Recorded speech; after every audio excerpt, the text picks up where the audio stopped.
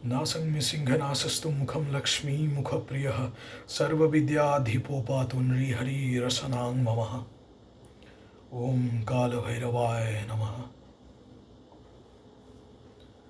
আশা করি আপনারা ভালো আছেন, সুস্থ আছেন।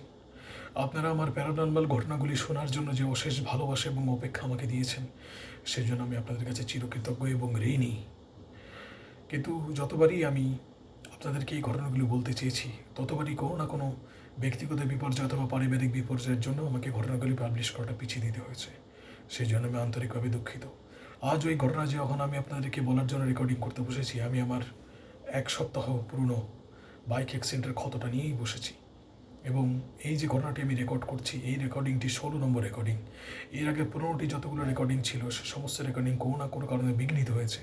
আমি সেগুলো সুস্থভাবে কমপ্লিট করে উঠতে পারিনি। আশা করি আপনাদের শুভকামনা, ভালোবাসা এবং বাবা কাল ভৈরবের অশেষ দয়ায় এই রেকর্ডিংটি আমি সুস্থ স্বাভাবিকভাবে কমপ্লিট করতে পারবো এবং আপনাদের কাছে পাবলিশ করতে পারবো।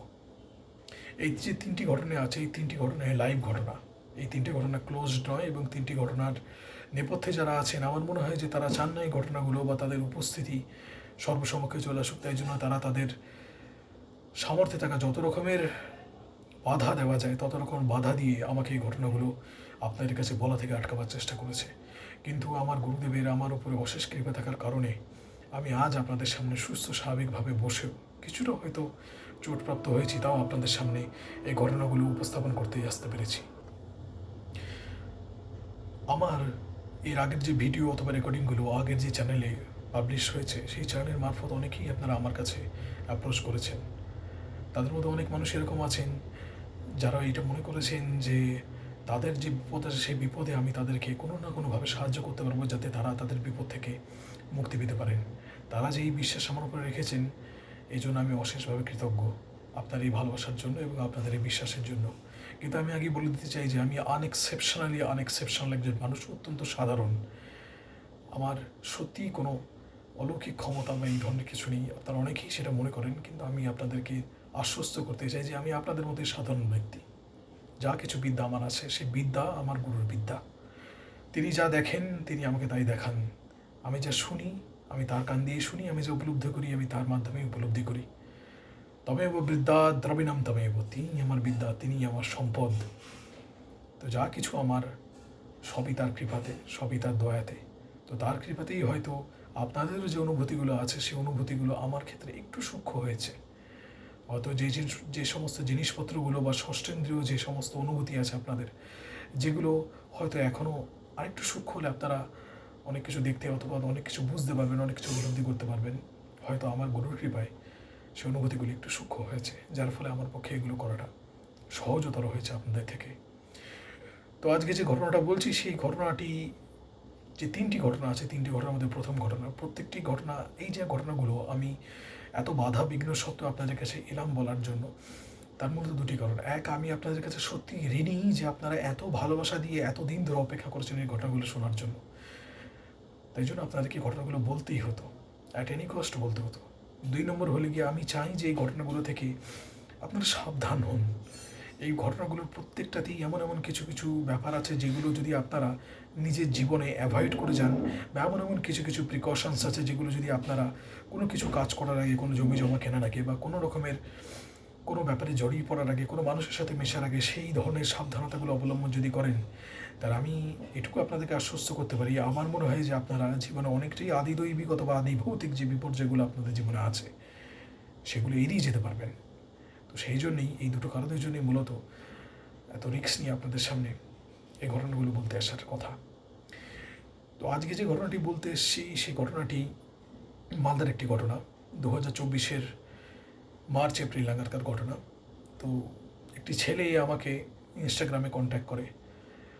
তো সে তার নিজের কিছু কিছু পার্সোনাল প্রবলেম আছে, সেই পার্সোনাল প্রবলেমের জন্য সে আমাকে কন্ট্যাক্ট করে। প্রথমত যে তার কথাবার্তা শুনে আমার মনে হয়নি যে তার কোনো না কোনোভাবে হেল্প আমি করতে পারবো। তার কারণ সে প্রথমে এসে আমাকে বলে যে তার একটি মেয়ের সাথে সম্পর্ক ছিল, গত 6 বছর ধরে সম্পর্ক ছিল, এবং সে মেয়েটি মালদারই মেয়ে।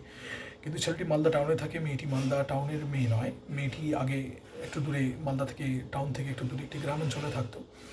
মেয়েটির বাবা একটি সরকারি স্কুলে হেডমাস্টার, এবং পরবর্তীকালে তার বাবার যখন ট্রান্সফার হয় মালদাতে।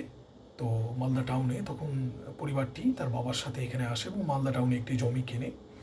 জমি কিনে সেখানে বাড়ি তৈরি করে সেখানে সে থাকা শুরু করে। তার কারণ বাবার শেষ যে ৬টা বছর ছিল, সেই ৬টা বছর সার্ভিস তার মালদা টাউনেই ছিল এবং ওই ৬টা বছর সে ওই স্কুলেই তার হেডমাস্টার হয়ে তার থাকার কথা ছিল এবং ওনারা ঠিক করেছিলেন যে মালদাতে সেটেল করবেন, গ্রামাঞ্চলে আর নয়।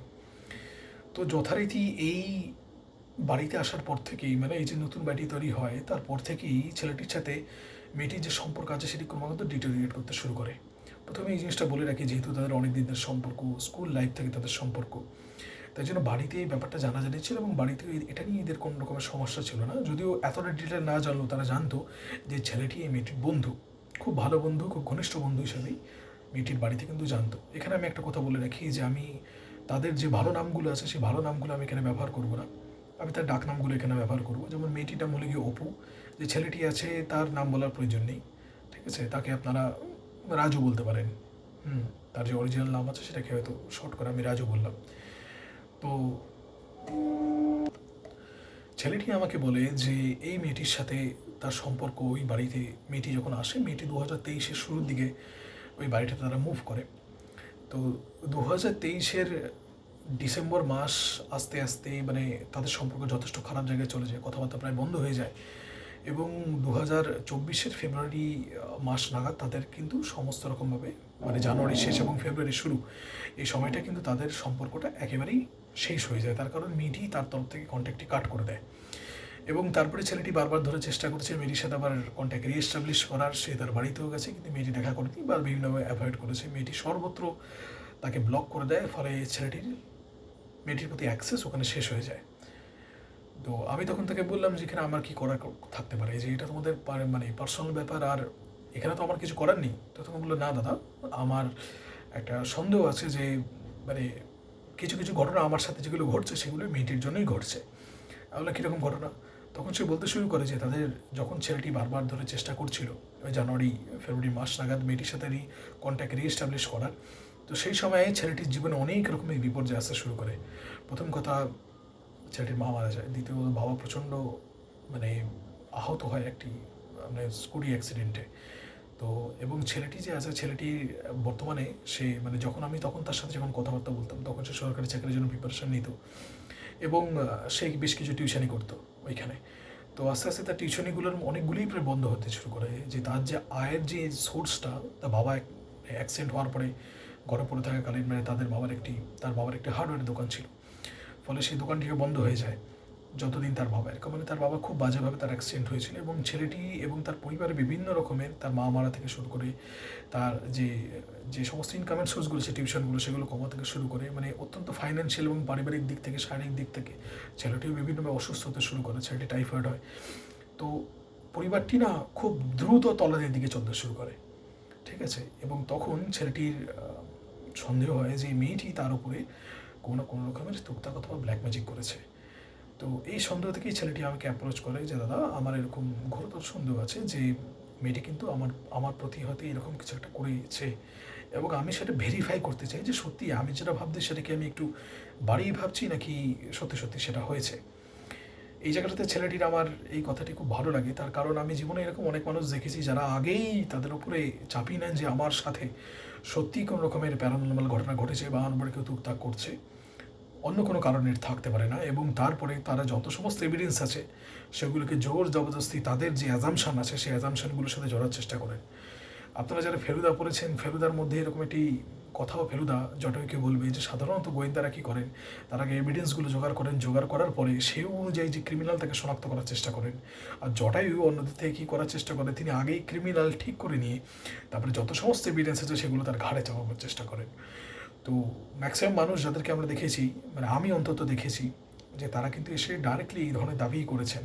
তো এই ছেলেটি প্রথম যে এসে আমাকে বলল যে আমার সন্দেহ আছে যে আমি হয়তো এক্সট্রা ভাবছি বা ওভার থিঙ্কিং করছি, আমি একটু হেল্প চাই, যে আমি ভেরিফাই করতে চাই যে আমি যেটা ভাবছি সেটাই কি ঠিক নাকি এটার অন্য কোনো কারণ আছে, আমি বেশি ভাবছি। তো ছেলেটির এই অ্যাপ্রোচ থেকে আমার এত ভালো লাগে যে সে একটা র্যাশনাল জায়গা থেকে অ্যাপ্রোচ করার চেষ্টা করেছে।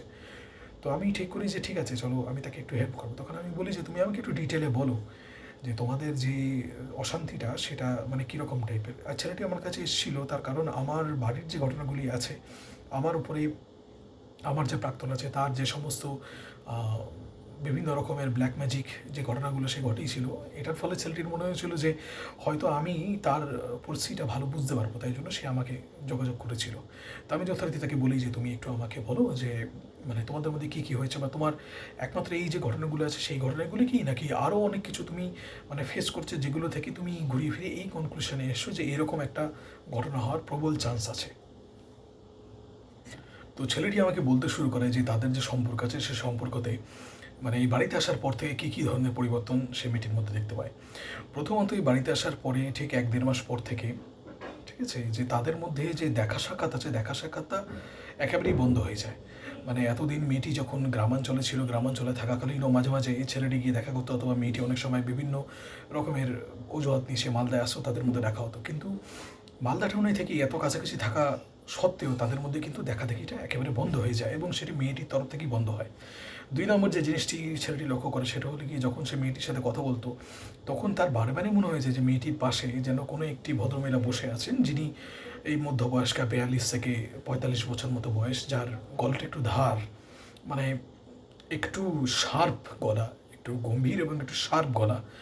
সে পাশ থেকে বিভিন্ন রকমভাবে মন্তব্য করছে, বা যেগুলোকে বলে ফোড়ন কাটা। তো স্বাভাবিক, যদি আপনি আপনার গার্লফ্রেন্ডের সাথে কথাবার্তা বলেন অথবা আপনার বয়ফ্রেন্ডের সাথে কথাবার্তা বলেন এবং পাশ থেকে কোনো ব্যক্তি ক্রমাগত ফোন কাটতে শুরু করে, তারা আপনার বিরক্ত লাগার কথা, এবং আপনি জিজ্ঞেস করবেন যে পাশে কে বসে আছে যে এই ধরনের কথাবার্তা বলছে। সেটা নিয়ে যথেষ্ট গণ্ডগোল হয়। মেয়েটি বলে আমার পাশে কেউ নেই, ঠিক আছে, তুমি যা শুনছো ভুল শুনছো। তো ছেলেটির মনে হয় যে হ্যাঁ, নিশ্চয়ই কোনো বোন আছে বা অন্য কেউ আছে যে তার পাশে সে আছে ওখানে, এবং সেই বোনের ফোড়ন কাটা থেকে মানে বোনটাকে ডিফেন্ড করার জন্য ছেলেটি যে আছে ছেলেটি কিন্তু এই ধরনের কথাবার্তা বলছে। এবং শুধু তাই না, যখন এই ধরনের পরিস্থিতি হয় তখন ছেলেটি তাকে বলে যে ঠিক আছে তুমি আমাকে ভিডিও কল করো, আমি দেখবো কে আছে। তো প্রথমত মেয়েটি কিছুতেই ভিডিও কল করতে চায় না। তারপরে মেয়েটি তাকে ভিডিও কল করে। মেয়েটি ভিডিও কল করার পরে সেই চারপাশটা দেখে, দেখে কিন্তু সে কোনো কিছু দেখতে পায় না। দেখে মেয়েটি ঘরের মধ্যে একাই বসে আছে। এই ধরনের ঘটনা তাদের মধ্যে একাধিকবার ঘটে, এবং এর ফলে একটা বিরাট মনোমালিন্যের জায়গায় চলে যাওয়ার ফলে মেয়েটি তাকে বলে তুই আমাকে আর কল করবি না, কোনো রকমের কোনো কলের প্রয়োজন নেই, কল করলে এই ধরনের সমস্ত সমস্যা, এরকম বলে মেয়েটি মুখের উপরে কেটে দেয় এবং তার ফোন নাম্বারটি ব্লক করে দেয়। যদিও ছেলেটি হোয়াটসঅ্যাপে খোলা ছিল এবং সেখান থেকে ছেলেটি তার সাথে নানারকমভাবে কমিউনিকেট করার চেষ্টা করে, কিন্তু এরপরে যতবারই 1 সপ্তাহ ধরে, এরপরে কয়েক সপ্তাহ যতবারই ছেলেটি কল করার চেষ্টা করেছে, মেয়েটি কিন্তু আর সে কোনো রকমে কল ধরেনি। তো এরপরেও যখন ছেলেটি মাঝে মাঝে তাকে নানা রকমভাবে তাকে মানিয়ে টানিয়ে দেখা করার চেষ্টা করেছে অথবা ভিডিও কল করার চেষ্টা করেছে, ঠিক আছে, তখন কিন্তু ম্যাক্সিমাম ক্ষেত্রেই মেয়েটা মানেনি, দেখা তো একেবারেই করেনি, ভিডিও কলে 1-2 বার এসছে। তো সেই ভিডিও কলেও নাকি ছেলেটি কিছু মানে অসামান্য বা অস্বাভাবিক কিছু সাসপিসিয়াস জিনিসপত্র দেখেছে, সন্দেহভাজনকে জিনিসপত্র দেখেছে, যেগুলো সে আমাকে বলতে চাইলো না। মানে সে বলে গেল যে আমার কাছে যদি প্রুফ থাকতো তাহলে আমি তোমাকে বলতাম, কিন্তু আমার মনে হয়েছে যে মানে ওর মধ্যে অনেক কিছু চেঞ্জ এসছে। মানে ও যেন ঠিক বুঝতে পারছিল যে কীরকম চেঞ্জ, যে কিন্তু অনেকদিন ধরে 6 বছর ধরে আছে, ও মনে হচ্ছিল যে কিছু কিছু চেঞ্জ এসছে মেয়েটির মধ্যে। তো আমি জিজ্ঞেস করি যে কীরকম চেঞ্জগুলো তুমি মনে করছো, তখন ও আমাকে বললো যে মেয়েটি না চাহনি চেঞ্জ হয়ে গেছে, মানে মেয়েটি যেভাবে তাকায় আর কি, তাকানোর যে ভঙ্গিমা সেটা চেঞ্জ হয়ে গেছে। তো আমি সেটা শোনার পর তাকে বলি যে তুমি একটা কাজ করো, তুমি আমাকে একটু মেয়েটার ডেট অফ বার্থটা তুমি জানো কি? তখন বললো যে হ্যাঁ, আমি মেয়েটার ডেট অফ বার্থটা জানি। আমি বলি ঠিক আছে, তুমি ডেট অফ বার্থটা আর মেয়েটি একটি ফটো আমাকে দাও। তো আমি যথারীতি মেয়েটির ডেট অফ বার্থটা দেখার পরে তার যে নক্ষত্র আছে, তার যে যোগ আছে, যে যোগে তার জন্ম এবং তার যে রাশি আছে, এগুলো লগ্ন যা কিছু হয় সেগুলো দেখার পরে আমার মনে হয় যে মেয়েটি একটু জেদি গোছের একটি মেয়ে। মানে প্রচণ্ড সে চট করে, কিন্তু এমনিও মানে কারোর কথা শোনার মতো মেয়ে না। সে দিনের শেষে যা করবে সেই রকম টাইপের একটি মেয়ে, সে দিনের শেষে করবে এই ধরনের জিনিসপত্র। এবং মেয়েটি খুব আবেগপ্রবণ একটি মেয়ে। এবং শুধু তাই না, মেয়েটি কোনো না কোনো দিক থেকে একটু উইক, মানে তার মধ্যে যে চরিত্রটি আছে, চরিত্রটি কিন্তু খুব মানে স্ট্রং চরিত্র না, যে কেউ সেই চরিত্রটাকে মানে তাকে ডমিনেট করতে পারে আর কি, এরকম একটা ব্যাপার আছে মেয়েটির মধ্যে। তো আমি তখন তাকে জিজ্ঞেস করলাম যে তুমি কি সম্পর্কে এই তোমার যে গার্লফ্রেন্ড আছে তাকে কিন্তু ডমিনেট করতে? তখন ছেলেটি বললো না দাদা, আমি একদম এরকম কিছু করতাম না। তো আমি তখন তাকে বললাম যে তুমি একবার তোমার যে ডেট অফ বার্থ আছে সেটাও দাও। তো আমি তখন সেটা দেখলাম, দেখে চেক করে যেটা বুঝলাম সেটা যে না, ছেলেটি এরকম না, ছেলেটি মানে যথেষ্ট মানে মানিয়ে চলার মতোই ছেলে, এবং যেটুকু আমার তার সাথে কথাবার্তা বলেছিলাম তাতে আমার মনে ছিল যে ছেলেটি একটু রিজনেবল ছেলে, মানে একটু না অনেকটাই রিজনেবল ছেলে। ঠিক আছে, একটু শান্ত ধীরে ধীরে সে কথাবার্তা বলে, সে হঠাৎ করে চিৎকার চেঁচামেচি ঝামেলা ঝাঁটির মধ্যে সেরকম যেতে চায় না, একটু তলিয়ে ভাবার মতো ছেলে। তো আমি যখন মেয়েটার ফটোটা প্রথমবারের মতো দেখলাম, তখন দেখে আমি একটা জিনিস দেখলাম যে আমি মানে মেয়েটার যে চাহনি আছে, চাহনির মধ্যে কিন্তু একটা একটা ব্যাপার আছে। না, কীরকম ব্যাপার আছে, আপনারা হয়তো অনেক সময় লক্ষ্য করবেন যে কিছু মানুষ থাকে যারা আপনাদের সাথে কথাবার্তা বলছে, আপনাদের দিকে তাকিয়ে আছে কিন্তু ঠিক যেন আপনাকে দেখছে না সে। মানে ধরুন যে কিছু মানুষ থাকেন যারা ব্ল্যাঙ্ক থাকে, মানে তাকিয়ে আছে একদিকে বা কথা বলছে এক রকমের কিছু, কিন্তু তাদের মাথায় অন্য কিছু চলছে। মানে তারা যেন এই জগতে থাকে, এই জগতে নেই, যেন একটা ব্ল্যাঙ্ক ভাব আছে। মেয়েটির চোখের দৃষ্টিটা কিন্তু সেরকম ব্ল্যাঙ্ক ভাব ছিল। তো আমি তখন জিজ্ঞেস করলাম যে এই মেয়েটি যে আছে, মেয়েটি কি মানে কোনো রকমভাবে কোনো আর্টিস্টিক এই ধরনের চিন্তাভাবনাগুলোতে, অ্যানিমেশন, ইমাজিনেশন এইগুলোর মধ্যে? বললো না না সেরকম না, কিন্তু মেয়েটি মানে তার একটি মেয়েটি ব্যবসা শুরু করেছিল গ্রামে থাকাকালীনই, যে অক্সিডাইজ জুয়েলারি যে ব্যবসা হয় সেই ব্যবসাটি শুরু করেছিল, এবং মেয়েটি খুব ভালো ডিজাইন করতে পারতো। এটি একটু ভাবুক প্রকৃতির মেয়ে, অনেক রকমের চিন্তাভাবনা করে, যেটা ছেলেটির কথায় যে আজগুবি, এবং আমার মনেও হয়েছিল যে হ্যাঁ মেয়েটি একটু একটু বেশি চিন্তাভাবনা করে। তো বিভিন্ন অবাস্তব জিনিসপত্র মেয়েটি কল্পনা করে থাকে আর কি। কিন্তু মেয়েটির হাতের কাজ খুবই ভালো। মেয়েটি সেই তার যে সমস্ত অক্সিডাইজ জুয়েলারি আছে সে নিজের ঘরের মধ্যে ম্যানুফ্যাকচার করতো। তার এন্টার সেট আপ যে ছিল, সে সেট আপ থেকে কিন্তু সেই ধরনের কাজকর্ম করতো মেয়েটি। কিন্তু এই বাড়িতে আসার পর থেকে, এই বাড়িতে তৈরি হয়ে যখন মেয়েটি তাদের গৃহপ্রবেশ ঘটলো, এই বাড়িতে তারা থাকা শুরু করলো, তারপর থেকে কিন্তু এই সমস্ত রকমের অক্সিডাইজ জুয়েলারি যে ব্যবসা, সেটি কিন্তু মেয়েটি বন্ধ করে দিয়েছিল। শুধু বন্ধ করে দিয়েছে তা না, এই যে একমাত্র যে ছেলেটির সাথে দেখা সাক্ষাৎ করা বন্ধ করেছে ঠিক তাও নয়, কিন্তু মেয়েটি একেবারে নিজেকে ঘরের মধ্যে বন্দি করে রেখে দিয়েছে। এবং ছেলেটি আমাকে একটা কথা বলেছিল যে দাদা, তুমি জানো যে ও যে ঘরে থাকে আর কি, সেই ঘরের জানলা দরজা কোনোদিনও খোলে না। ঠিক আছে, আমি তখন বললাম যে কী ব্যাপার, জানলা দরজা খোলে না মানে? তখন বললো যে ঘরের মধ্যে সবসময় মানে একটা অন্ধকার করে রেখে দেয়, বা ঘরের মধ্যে দিনের বেলা তো ঘরের মধ্যে টিউবলাইট জ্বলে আর কি, ও কখনো জানলা দরজা খুলে দেয় বা সূর্যালো ঘরের মধ্যে আসতে দেয় না। তো আমি বললাম তোমার এগুলো দেখে মনে হলো?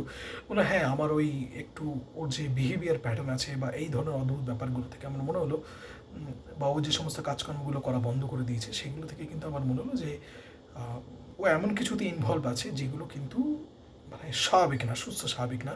এবং হয়তো আমি বারবার ওর কাছে আবার সম্পর্কটা রিএস্টাবলিশ করার চেষ্টা করেছি, আমাকে সব জায়গা থেকে ব্লক করে দেওয়ার পরে, এবং তারপর থেকেই আমার বাড়িতে যে সমস্ত বিপর্যয়গুলো হতে থাকে, আমার মনে হয় যে ও কিছু করে থাকতে পারে। আমি তখন বললাম যে ঠিক আছে, তাহলে এইটার যে ব্যাপার আছে, এইটার ব্যাপারে মানে আর কে জানে? তখন মানে আর কোনো ইনফরমেশন তোমার কাছে আছে যে তুমি যেটুকু আমাকে বললে তার থেকে বেশি? তো আমাকে তখন বললো যে হ্যাঁ, মেয়েটির একটি বেস্ট ফ্রেন্ড আছে, যার নাম হলো কি রিয়া, ডাকনাম। এই যে মেয়েটি আছে, এই মেয়েটি কর্মসূত্রে, মেয়েটি সম্ভবত কোনো একটা ইভেন্ট ম্যানেজিংয়ের কাজ করতো, আমি ঠিক মনে নেই, কিছু একটা করতো, কিন্তু নানা রকমের মানে কাজের জন্য মেয়েটিকে ম্যাক্সিমাম ক্ষেত্রে হয় সে দিল্লিতে থাকতো, হয় হোটেল ম্যানেজমেন্টের অথবা ইভেন্ট ম্যানেজমেন্টের, আমার এখনও ঠিক মনে পড়ছে না। তো এই রিয়াকে তার দিল্লি এবং নয়ডাতে তার চাকরির মানে মূল জায়গাটা ছিল। তো সে 2022-এর শেষের দিকেই মেয়েটি ওখানে চলে যায়। তো পরবর্তীকালে তার যে বান্ধবী আছে, মানে অপুর যে কথা বলছি, অপু মানে হলে কি ছেলেটির যে গার্লফ্রেন্ড আছে, মানে যার এক্স গার্লফ্রেন্ড, তার ডাকনাম হলো অপু। তো এই অপু যবে থেকে বাড়িতে শিফট করেছে, তারপর থেকে কিন্তু তার মানে ওই মেয়েটি কিন্তু আর সামনাসামনি রিয়ার সাথে আর অপুর আর কোনো দেখা হয়নি। তার একটা কারণ হলো কি, রিয়া একে বাইরে ছিল, কিন্তু রিয়া কিন্তু মালদা টাউনের মেয়ে। এবং ওরা যে জমিটা কিনেছিল, মানে অপুর বাবা যে জমিটা কিনেছিল, সেটা মানে যেই এলাকাতে আছে সেই এলাকায় অনেক বন্ধু বান্ধব এই ছেলেটির আছে। এই যে রাজু আছে, তার অনেক বন্ধু বান্ধব সেই এলাকাতে আছে, এবং তার পক্ষে এই জন্য ওই বাড়িটার সম্বন্ধে অথবা ওদের ব্যাপারে, মেয়েটির ব্যাপারে, বা ওদের যে সমস্ত মেয়েটি যে কীরকম বাড়ি থেকে বেরোচ্ছে না বা কিছু করছে না, সেটির ব্যাপারে কিন্তু তার খবর নেওয়াটা খুব মানে সহজ হয়েছে। এবং আমি তখন তাকে জিজ্ঞেস করলাম যে আচ্ছা, তুমি বারবার এই প্যারানর্মাল অ্যাঙ্গেলের দিকে কেন যাচ্ছ? তোমার সাথে তো তোমার গ্রহের দোষেও এটা হতে পারে। ঠিক আছে, তখন বললো যে হ্যাঁ দাদা, আমি সেটাও দেখেছি, কারণ আর তখন যে সময়কার কথা বলছি সেইখানে মানে যে সময় আমি তার বাচ্চাটা খুব নেই, তার উপরে কিছু আমি অ্যানালিসিস করেছিলাম। আমি একদম খুব স্পষ্ট করে বলছি, আমি জ্যোতিষে খুব গভীরে কিছু জানি না, কিন্তু যেটুকু কাজ করার জন্য জরুরি সেটুকু আমি জানি। যেটুকু দিয়ে একটি মানুষের তার যে অবস্থা কীরকম চলবে, ওভারঅল জীবনের অবস্থা, ঠিক আছে, বা তার উপরে তার নেচার কীরকম হতে পারে, তার টেন্ডেন্সি কীরকম, এইটুকুর ব্যাপারে, বা তার জীবনে যে ফ্লো আছে, সেই জীবনের ফ্লোতে তার যে কাজকর্মগুলো হবে, কাজকর্মগুলো কী ধরনের হবে, কোন কাজে সে সাকসেসফুল হবে, এইটুকু মোটামুটি এই জিনিসগুলো সম্বন্ধে আমার একটু জ্ঞান আছে, তো সে ব্যাপারে একটু পড়াশুনো আছে। তো আমি সেই জায়গা থেকে মানে অত বেশি তলিয়ে আমি আর ছেলেটির যে কুষ্টি আছে, তার যে গ্রহের যে দশা আছে, তার দশা অন্তর্দশা এগুলো কিন্তু আমি দেখতে চাইনি। তখন আমি তাকে বললাম যে তুমি একটা কাজ করো, তুমি একটা ভালো অ্যাস্ট্রোলজার দেখাও। তো সে আমাকে বললো হ্যাঁ দাদা, আমি অ্যাস্ট্রোলজার দেখিয়েছি এবং সে আমাকে বলেছে যে মানে আমার কেতুর দশা চলছে। তো আমি তখন বললাম যে আচ্ছা, তখন মানে কেতুর দশাতে সাধারণত কী হয় যে আপনার সাথে বিভিন্ন রকমের মানে ঘটনা ঘটে যেগুলোর মানে কোনো মস্তিষ্ক প্রসূত তার কোনো রকম এক্সপ্লেনেশন হয় না সাধারণত। কেতু তো আর রাহুর ক্ষেত্রে কী হয় যে রাহুর দশা চললে সাধারণত আপনার সাথে অত্যন্ত কমপ্লিকেটেড বিভিন্ন ব্যাপার ঘটে, মাস্ক করা ব্যাপার ঘটে, মানে যে ঘটনাটা ঘটছে সেটাকে মুখোশ থাকে অন্য রকমের, কারণ রাহুরও তো নেই নিচেটা। তো ব্যাপার হলো কি যে কেতু যেহেতু মস্তিষ্কবিহীন, তাই জন্য আপনার সাথে যখন কেতুর দশা চলবে তখন এমন এমন কিছু ঘটনা ঘটবে যেগুলো মস্তিষ্ক প্রসূত কোনো রকমের আপনি এক্সপ্লেনেশন দিতে পারবেন না। আর রাহুর ক্ষেত্রে প্রচণ্ড কমপ্লিকেটেড মানে মস্তিষ্ক মানে কেন্দ্রিক বিভিন্ন রকমের খুব জটিল বিভিন্ন রকমের ঘটনা ঘটবে, যেগুলো হয়তো আপনি মানে চট করে বুঝে উঠতে পারবেন না। দেখছেন যে এমন একটা ঘটনা ঘটছে কিন্তু তার আসলে ঘটনাটা অন্য কিছু ঘটছে, কমপ্লিকেটেড কোনো একটা ব্যাপার ঘটে। তো তখন আমি তাকে বললাম যে তোমার যদি এরকম আছে তার মানে একটা সম্ভাবনা আছে যে তোমার সাথে এরকম হতে পারে। তখন বললো হ্যাঁ, এই জন্যই আমি তোমার সাথে এরকম কন্ট্যাক্ট করেছি। তখন আমি বললাম যে এটাও তো হতে পারে যে মেয়েটি হয়তো অন্য কোনো একটা ছেলেকে পছন্দ করে নিয়েছে এবং তার থ্রু দিয়ে মানে তার দিকে সম্পর্কে সে এগোতে চাইছে এবং তোমার সাথে সে সম্পর্ক রাখতে আগ্রহী নয়। তখন সে আমাকে বললো হ্যাঁ, আমি এটাও ভেবে দেখেছি, কিন্তু আমি কিন্তু মানে সেটার ফলে কোনো এভিডেন্স এখন অবধি পাইনি। ঠিক আছে। তো আমি তখন বললাম যে কী করে? তখন বললো যে আমি এরকম আমার ফেক অ্যাকাউন্ট আছে, আমাকে যে অ্যাকাউন্ট থেকে ব্লক করে দিয়েছে, আমি ফেক অ্যাকাউন্ট থেকে ইনস্টাগ্রামে থেকে স্টক করি। এবং খুব আশ্চর্যের ব্যাপার, মেয়েটি ওই বাড়িতে শিফট করার পরে জানুয়ারি মাসের কয়েকটি ফটো ছিল অপুর, এবং সে সমস্ত ফটোগুলো আর কি সে সরিয়ে দেয়। এবং 2022-এর পর থেকে তার কিন্তু কোনো ফটো নেই। 2023-এর থ্রু আউট 2023 মেয়েটির একটি সিঙ্গেল ফটো নেই সেখানে, যেটা কেউ যদি দেখে মনে করবে যে এই প্রোফাইলটি 2022-এর পর থেকে অপারেট হয় না। ঠিক আছে, না তো কোনো স্টোরি, না তো কোনো হাইলাইট, না তো কিচ্ছু, কোনো রকমের কোনো অ্যাক্টিভিটি নেই। এবং মেয়েটি যেন সমস্ত সোশ্যাল মিডিয়া থেকে নিজেকে গুটিয়ে নিয়েছে, যেন সারা সমগ্র দুনিয়া থেকে নিজেকে গুটিয়ে নিয়ে নিজের ঘরের মধ্যে ঢুকে বসে আছে, এবং সে সেই ঘর থেকে বেরোবার তার কোনো রকমের কোনো ইন্টেনশন নেই। তো যখন এই ধরনের পরিস্থিতি হলো তখন আমাকে ছেলেটি বলল যে যখন রিয়া এলো তখন রিয়াকে আমি বলেছিলাম যে পুরো ঘটনাটি, কারণ রিয়ার বন্ধু হলো এরা দুজনেই, রাজু এবং অপু, দুজনেই রিয়ার আলাদা আলাদা বন্ধু, এবং দুজনের মধ্যে পরে সম্পর্ক হয়েছে। ঠিক আছে, কিন্তু দুজনেই ইন্ডিভিজুয়ালি রিয়ার বন্ধু। তো রিয়া যখন 2024-এ যখন ফেব্রুয়ারি মাস নাগাদ সে যখন ফিরে আসে নয়ডা থেকে, তখন সেখানে এসে থাকা যখন শুরু করে তখন রাজু একবার বলে কই একবার তার সাথে দেখা করে, এবং দেখা করে যতই থেকে বলে যে ঘটনাগুলো ঘটেছে। তো তখন রিয়া তখন খুব অবাক হয়ে যায়, কারণ রিয়ার সাথে এতদিন ধরে কিন্তু প্রায় 2 দিন অন্তর অন্তরই কিন্তু অপুর কথাবার্তা হয়েছে, ভিডিও কলে কথাবার্তা হয়েছে অথবা ফোন কলে কথাবার্তা হয়েছে।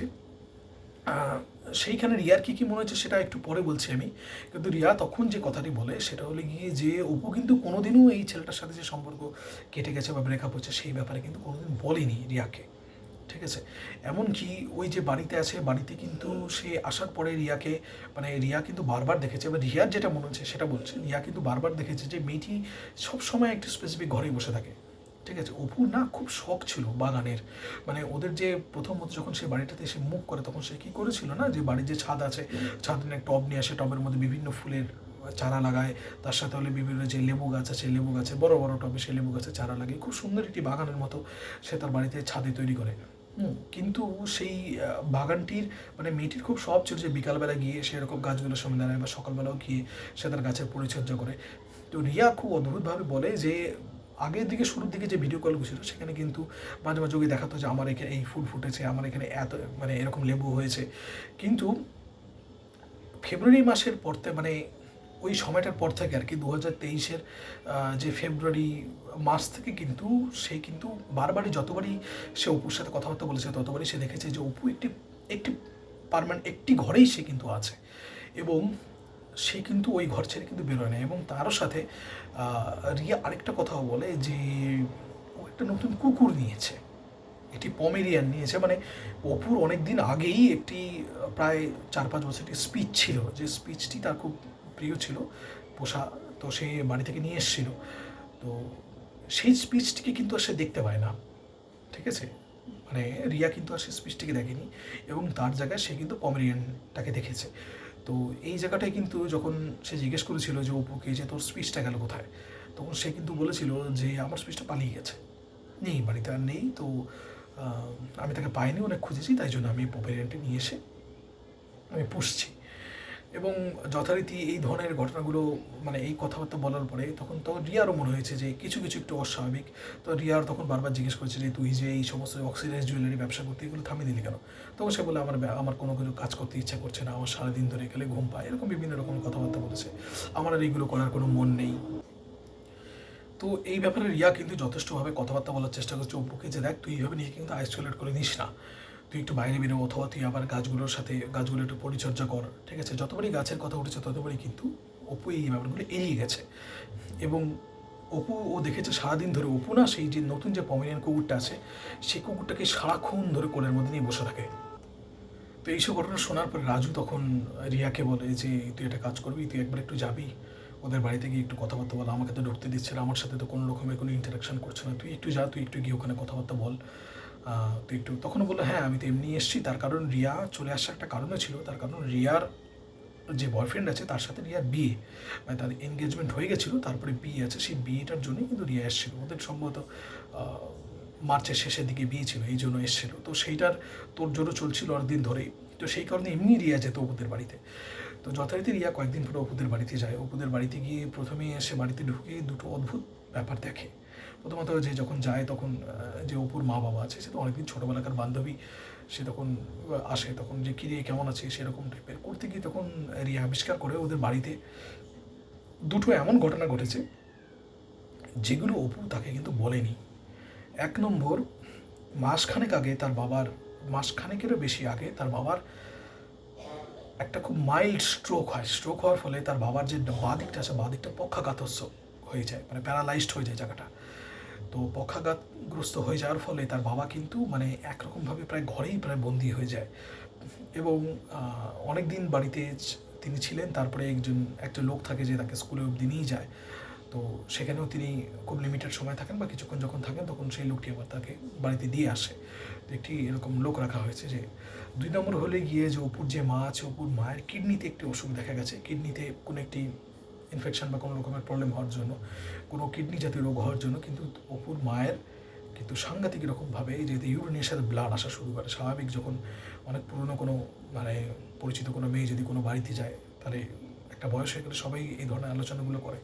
তো এই রিয়ার খুব আশ্চর্য লাগে এই ঘটনাগুলো, যে এই কথাগুলো কিন্তু মানে অপু অনেক কথাবার্তা বলেছে এতদিন ধরে, কিন্তু এই কথাগুলোর কথা কিন্তু অপু কখনো বলেনি যে আমার মা অথবা বাবার এরকম হয়েছে।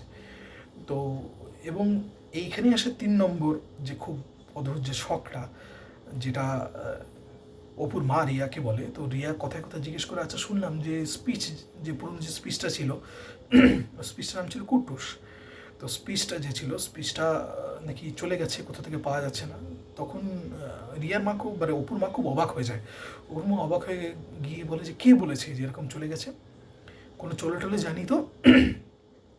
অপু নাকি রাস্তা দিয়ে যাওয়ার সময়, মানে অনেক দিন ধরেই নাকি রাস্তায় যখন এখানে আসার পরে বেরোচ্ছিল, তখন নাকি ওই পমেরিয়ান কুকুরটাকে সে দেখতে পায়। তো সেই পমেরিয়ান কুকুরটা বারবার নাকি তার পিছন আসছিলো। সেই পমেরিয়ান কুকুরটাকে সে বাড়িতে নিয়ে আসে, এবং বাড়িতে নিয়ে আসার পরে যেদিন রাত্রেবেলা পমেরিয়ানটি বাড়িতে এসছে, ঠিক আছে, তো সেদিনই রাত্রেবেলা পমেরিয়ানটি নাকি স্পিচটিকে গলা টুটি কামড়ে ছিঁড়ে ফেলে মেরে ফেলে দেয়। এবং সে মেরে ফেলে দেওয়ার পর সে গলার মধ্যে প্রচণ্ড রক্তারক্তি কাণ্ড হয়। মেরে দেওয়ার পর পমেরিয়ানটি একটু কোনায় বসেছিল একদম শান্তভাবে। তো এইখানে যে অদ্ভুত ব্যাপারটি, মানে যে ধরনের আচার আচরণের পরিবর্তন অপুর মধ্যে দেখা যায়, যে সাধারণ মানুষ কী করবে, এই ধরনের ব্যাপার হলে সে কুকুরটিকে হয়তো পিটাবে, অথবা কুকুরটিকে সে বের করে দেবে। এবং তার যে প্রিয় কুকুর আছে তার যে অন্ত্যেষ্টি করা যায়, অন্ত্যেষ্টি মানে পশু পাখিদের তার মানে ফায়ার রিচুয়াল হয় না, মানে যে সমস্ত অন্ত্যেষ্টি বলে, যেটাকে দাহত হয় না, তাদেরকে মাটিতে পুঁতে দেওয়া হয়। তো এই জিনিসগুলো সে করতে যায় না, সে ওরকম বডি তখনই ফেলে রেখে দিয়েছিল। পরবর্তীকালে যে অপুর মা এবং অপুর বাবা, এরা দুজন মিলে গিয়ে যে বাড়ির পিছনে একটু ফাঁকা জায়গা আছে, মানে ওদের বাড়িটার ব্যাপারটা এখানে একটু বলা দরকার, যে বাড়িটার একটু 3 রাস্তার মোড়ে। 3 রাস্তার মোড়ে মানে হলে গিয়ে যে এরকম ধরুন একটা মেন রোড আছে, মেন রোডের সাথে এরকম একটা গলি গেছে, এই গলির এরকম জায়গাটাতে ওদের বাড়িটা, ঠিক আছে। তো গলি মানে বেশ চড়া রাস্তা আর কি, দুটো রাস্তার ওই ওই ওই মানে এই সমকোণের যে জায়গাটা আছে এই জায়গাটা ওদের বাড়িটা। এবং বাড়িটা যে আছে বাড়িটার সামনে মানে বাড়িটার যে টোটাল প্লটটা আছে প্লটের মধ্যে সামনের দিকটা ওদের বাড়িটা আছে, পিছন দিকটা একটু ফাঁকা জমি আছে। তো সেইখানে গিয়ে ওরা নাকি ওই যে কুকুরটা যে মারা গেছে তাকে ওখানে পুঁতে দেয়। এবং ওই কুকুরটা কোথায় পোতা হলো না পোতা হলো, স্পিচটার কুকুরটা সে কোথায় গেল না গেল সেই নিয়ে কিন্তু যে মেয়ে আছে যে অপু আছে তার কিন্তু কোনো মাথা ব্যথা নেই। সারাক্ষণ তারপর থেকে ওই যে পমেরিয়ানটি আছে তাকে নিয়ে কোলে বসে থাকে। এবং আরও আশ্চর্য ব্যাপার যে মেয়েটির অ্যাকচুয়ালি ঘর ছিল দোতলাতে, অপুর যে ঘর ছিল। তো অপু সেই ঘরটি ছেড়ে ছাদে একটি ঘর আছে যে ঘরটি তৈরি করা হয়েছিল, যে সেখানে একটি মানে একটা টেম্পোরারি ঘর হিসেবে তৈরি করা হয়েছিল, তার সাথে একটা অ্যাটাচ বাথরুম আছে, সেই ঘরে শিফট করে, ঠিক আছে। এবং সেই ঘরে একটি পাখা আছে আর সেরকম কিছু না, একটি খাট আছে বা তোষক টোষক এরকম আছে, ওই ঘরেই সে থাকা শুরু করে। এবং ওই ঘর থেকে নাকি সে কখনো বেরোয় না। তার মাকে নাকি থালাটা নিয়ে গিয়ে কষ্ট করে যে যখন খাবার দিতে হয় তখন ওই বাইরে নক করতে হয়, নক করতে গিয়ে খাবারটা রেখে আসে এবং ও নাকি দরজা খুলে সেটা নিয়ে নেয়। কারণ যতবারই ওর বাবা মা ওই ঘরে ঢোকার চেষ্টা করেছে ততবারই যে পমেরিয়ানটি আছে পমেরিয়ানটি নাকি দৌড়ে দৌড়ে দৌড়ে দৌড়ে থাকে মানে ওদেরকে নাকি তাড়া করেছে অথবা কামড়াতে এসছে। এবং যতবারই বাবা মার প্রচণ্ড আপত্তি হয়েছে যে এই কুকুরটাকে এখান থেকে বিদায় কর বা কিছু, ততবারই কিন্তু মেয়েটি প্রচণ্ড ঝামেলা করে, অপু সাংঘাতিক রকমের ঝামেলা করে সেই কুকুরটিকে ওখান থেকে কিন্তু যেতে দেয়নি। তো এই ধরনের ঘটনাগুলো শোনার পরে তখন প্রথম যে ব্যাপারটা সেটা হলো কি রিয়ার খুব খটকা লাগলো, তাহলে আমাকে মিথ্যা কথা কেন বললো অপু, যে মানে বেরিয়ে গেছে কুটুস যে আছে সে হারিয়ে গেছে বেরিয়ে গেছে তারপরে কুকুরটিকে নিয়ে এসছে। তো তখন তাকে বললো যে ওর মা বললো যে দেখো দেখ তুই একটা কাজ কর, তুই যে যা উপর যাবি একটু সাবধানে যাস কিন্তু, ঠিক আছে, চট করে ঘরের মধ্যে ঢুকিস না, কুকুরটা কিন্তু খোলা থাকে, কুকুরটা কিন্তু মাঝে মাঝেই আমাদেরকে এরকম কামড়াতে আসে, যখনই ওর উপরে যাই তখন তুই কিন্তু সাবধানে যাবি। তো যথারীতি যখন রিয়া ছাদে গিয়ে পৌঁছালো তখন ছাদে একটা সিন দেখে মানে ছাদের যে দৃশ্যটি আছে সেই দেখে একদম পুরো অবাক হয়ে গেল। মানে যে মেয়ের এত বাগানের শখ তার সব কটি গাছ একদম মরে কাঠ হয়ে আছে এবং তাদের যে টবগুলো আছে টবের যে মাটি আছে একদম পুরো ফেটে গেছে মাটিগুলো, একদম পুরো শুকনো ফাটা মাটি, যেন দেখে মনে হচ্ছে বহুদিন ধরে সেই গাছগুলোতে কেউ জল দেয় না। যে কটা গাছ ছিল সে স্থলপদ্মের গাছ হতে পারে, সেটা হলে জবা ফুলের গাছ হতে পারে, বা যে সমস্ত লেবু গাছগুলো ছিল সেগুলো সব কটা মরে গেছে। তো খুব অবাক লাগলো এই জিনিসটা দেখে। তো সেই গিয়ে এখন দরজায় নক করলো, তো প্রথম অনেকক্ষণ ধরে নক করার পরে কোনো উত্তর আসেনি। তারপর সেরকম বাইরে থেকে বলে কি রে অপু আমি সিরিয়া তো খোল এরকম। তো তখন ভেতর থেকে গলা আসে যে কে এরকম টাইপের করে এসে কোনোরকমভাবে সেটা কিন্তু খোলে। সে দরজাটা খোলা মাত্রই প্রথমেই যখন সে দরজাটা খোলে, ঠিক আছে, তখন একটা জিনিস রিয়া দেখতে পায় যে পিছনে যে কুকুরটা আছে যে পমেরিয়ান কুকুরটা আছে সে কিন্তু দাঁত বের করে মানে মেয়েটি কীভাবে অপু যেভাবে দরজাটা খুলেছিল এমনভাবে দরজাটা খুলে যাতে পা দিয়ে গার্ড করে রেখেছিল কুকুরটাকে, যাতে কুকুরটা যাতে বাইরে ঝাঁপাতে না পারে রিয়ার উপরে। কিন্তু কুকুরটা কিন্তু ক্রমাগত দাঁত মুখ খেঁচাচ্ছিল। তো কুকুরটাকে একদিকে ধরে রাখে, ধরে রেখে অপু বলে যে আয় তুই ঘরের ভেতরে আয়। তো প্রথমে ঢুকেই যে জিনিসটা খুব অদ্ভুত লাগে রিয়ার সেটা হলে গিয়ে যে অপুর গায়ের রঙ যাচ্ছে পুরো মানে অনেকটা যেন চাপা হয়ে গেছে গায়ের রঙটা। মানে সাধারণত এটা হওয়ার কথা না যে একটা মানুষ যদি সারাদিন ঘরের মধ্যে থাকে তাহলে সে রোদের এক্সপোজার পায় না, সূর্যালোকের এক্সপোজার না পাওয়ার জন্য সে অনেকটা ফর্সা হয়। ফর্সা মানে তার শরীরে যে মেলানিনগুলো আছে সেগুলো অনেকটা কমতে শুরু করে, সাধারণত এটাই দেখা গেছে। কিন্তু ঘরের মধ্যে থেকে থেকে একটা মানুষ কালো হয়ে গেছে, শুধু কালো হয়ে যায়নি মানে যেন দেখে মনে হচ্ছে যে বয়সটা অনেকটা বেড়ে গেছে।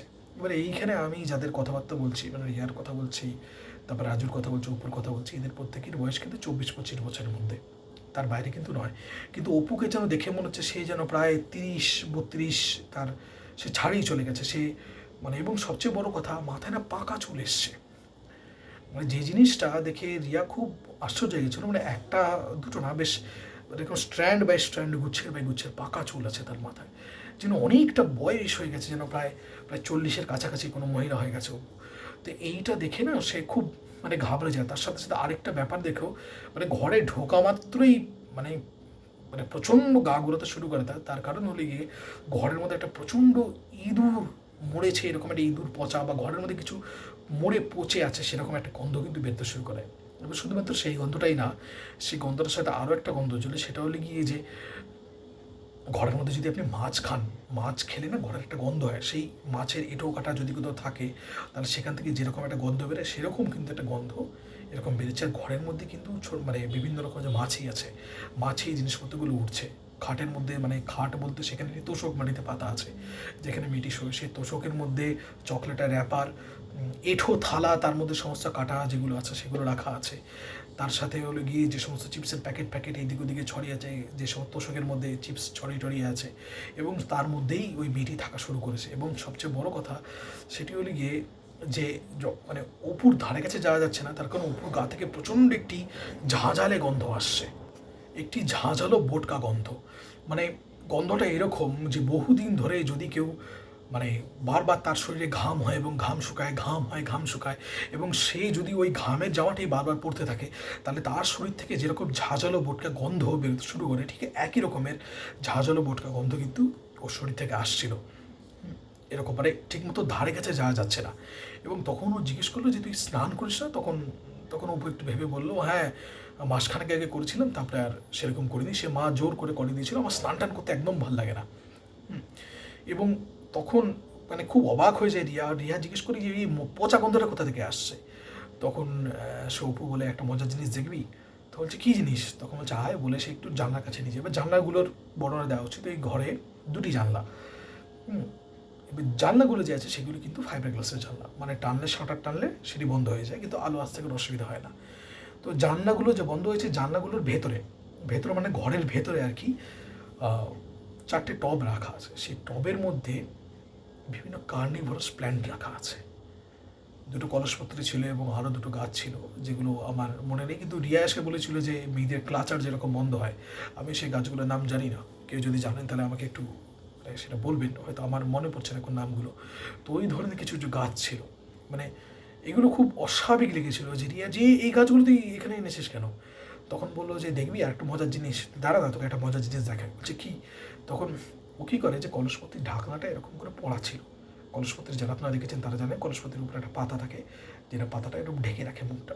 তো এরকম একটা পেন ছিল, পেন দিয়ে হালকা করে যখন পাতাটা তুলে দেখে ভিতরে একটা সাদা ইঁদুর, যে কলসটা আছে, কলসের মধ্যে একটা সাদা ইঁদুর। সেই ইঁদুরটা ওখানে পড়ছে, সেখান থেকেই প্রচণ্ড গন্ধ আসে, এবং ইঁদুরটার গায়ে এরকম ছোটো ছোটো মাছি বসছে বা এরকম ম্যাগট হয়েছে।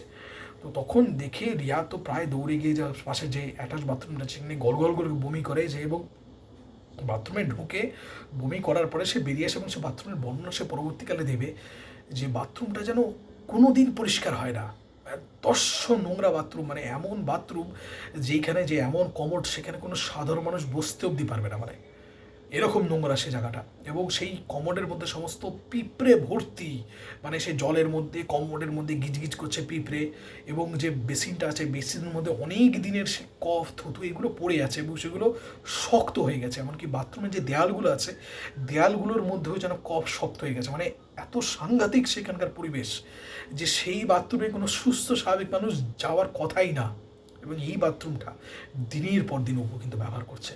তো এইসব দেখার পরে তখন রিয়া তখন বলে, আমি এই ঘরটা থাকতে পারছি না, আমি এরকম মানে আমি যাচ্ছি, এরকম বলে সে খুব সেদিনের মতো সে দৌড় মেরে কিন্তু ওই ঘর থেকে বেরিয়ে চলে এসে নিচে গিয়ে বলে, কাকিমা আমি একটু বাড়ি যাচ্ছি, আমার শরীরটা ভালো লাগছে না, বলে সে চলে যায়। এবং তখন গিয়ে কিন্তু এই জিনিসটা, এবং যখন সে চলে আসছে, ঠিক আছে, তখন কিন্তু সে দেখে যে অপু যে আছে, অপু কিন্তু তাকে আটকায় না, উল্টে অপু কিন্তু খুব তারস্বরে হাসতে থাকে, যে খুব খিলখিলিয়ে প্রচণ্ড খুশির সাথে হাসতে থাকে, বা যেন খুব মজার একটা ব্যাপার হয়েছে এরকমভাবে হাসতে থাকে। এবং যে কুকুরটি আছে, কুকুরটি তখন কিন্তু মানে যে কুকুররা যেরকম রাত্রেবেলা যেরকম করে চিল্লায়, যেরকম একটা হাউল যে বলে কুকুরের, সেরকম কিন্তু হাউল করে খুব চেঁচিয়ে আওয়াজ করতে শুরু করে। তো যখন দৌড়ে রিয়া নামছিল, তখনই তার মা জিজ্ঞেস করে, কিরে কী হয়েছে ওপরে এরকম করে হচ্ছে কেন? বলছে, কাকিমা ঘরের কী অবস্থা, তোমরা কি আদৌ দেখেছো?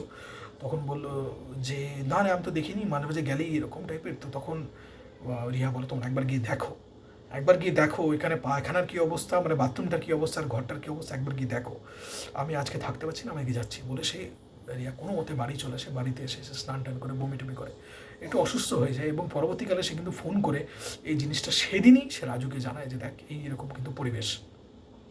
তো এই জিনিসটা হওয়ার পরেই রাজু তখন আরও প্রবলভাবে মনে হতে শুরু করে যে তার যে সমস্ত সন্দেহগুলো ছিল, এইগুলো কিন্তু ঠিক, মানে কিছু না কিছু একটা হচ্ছে, কোনো না কোনো রকমের কিন্তু ব্ল্যাক ম্যাজিকের সাথে কিন্তু অপু জড়িয়ে পড়েছে। এবং অপু কিন্তু বিভিন্ন রকমের মানে খারাপ রাস্তায় হাঁটা শুরু করেছে, যে রাস্তায় হাঁটলে সর্বনাশ অনিবার্য, এবং সে কিন্তু আশেপাশের মানুষের ক্ষতি করছে।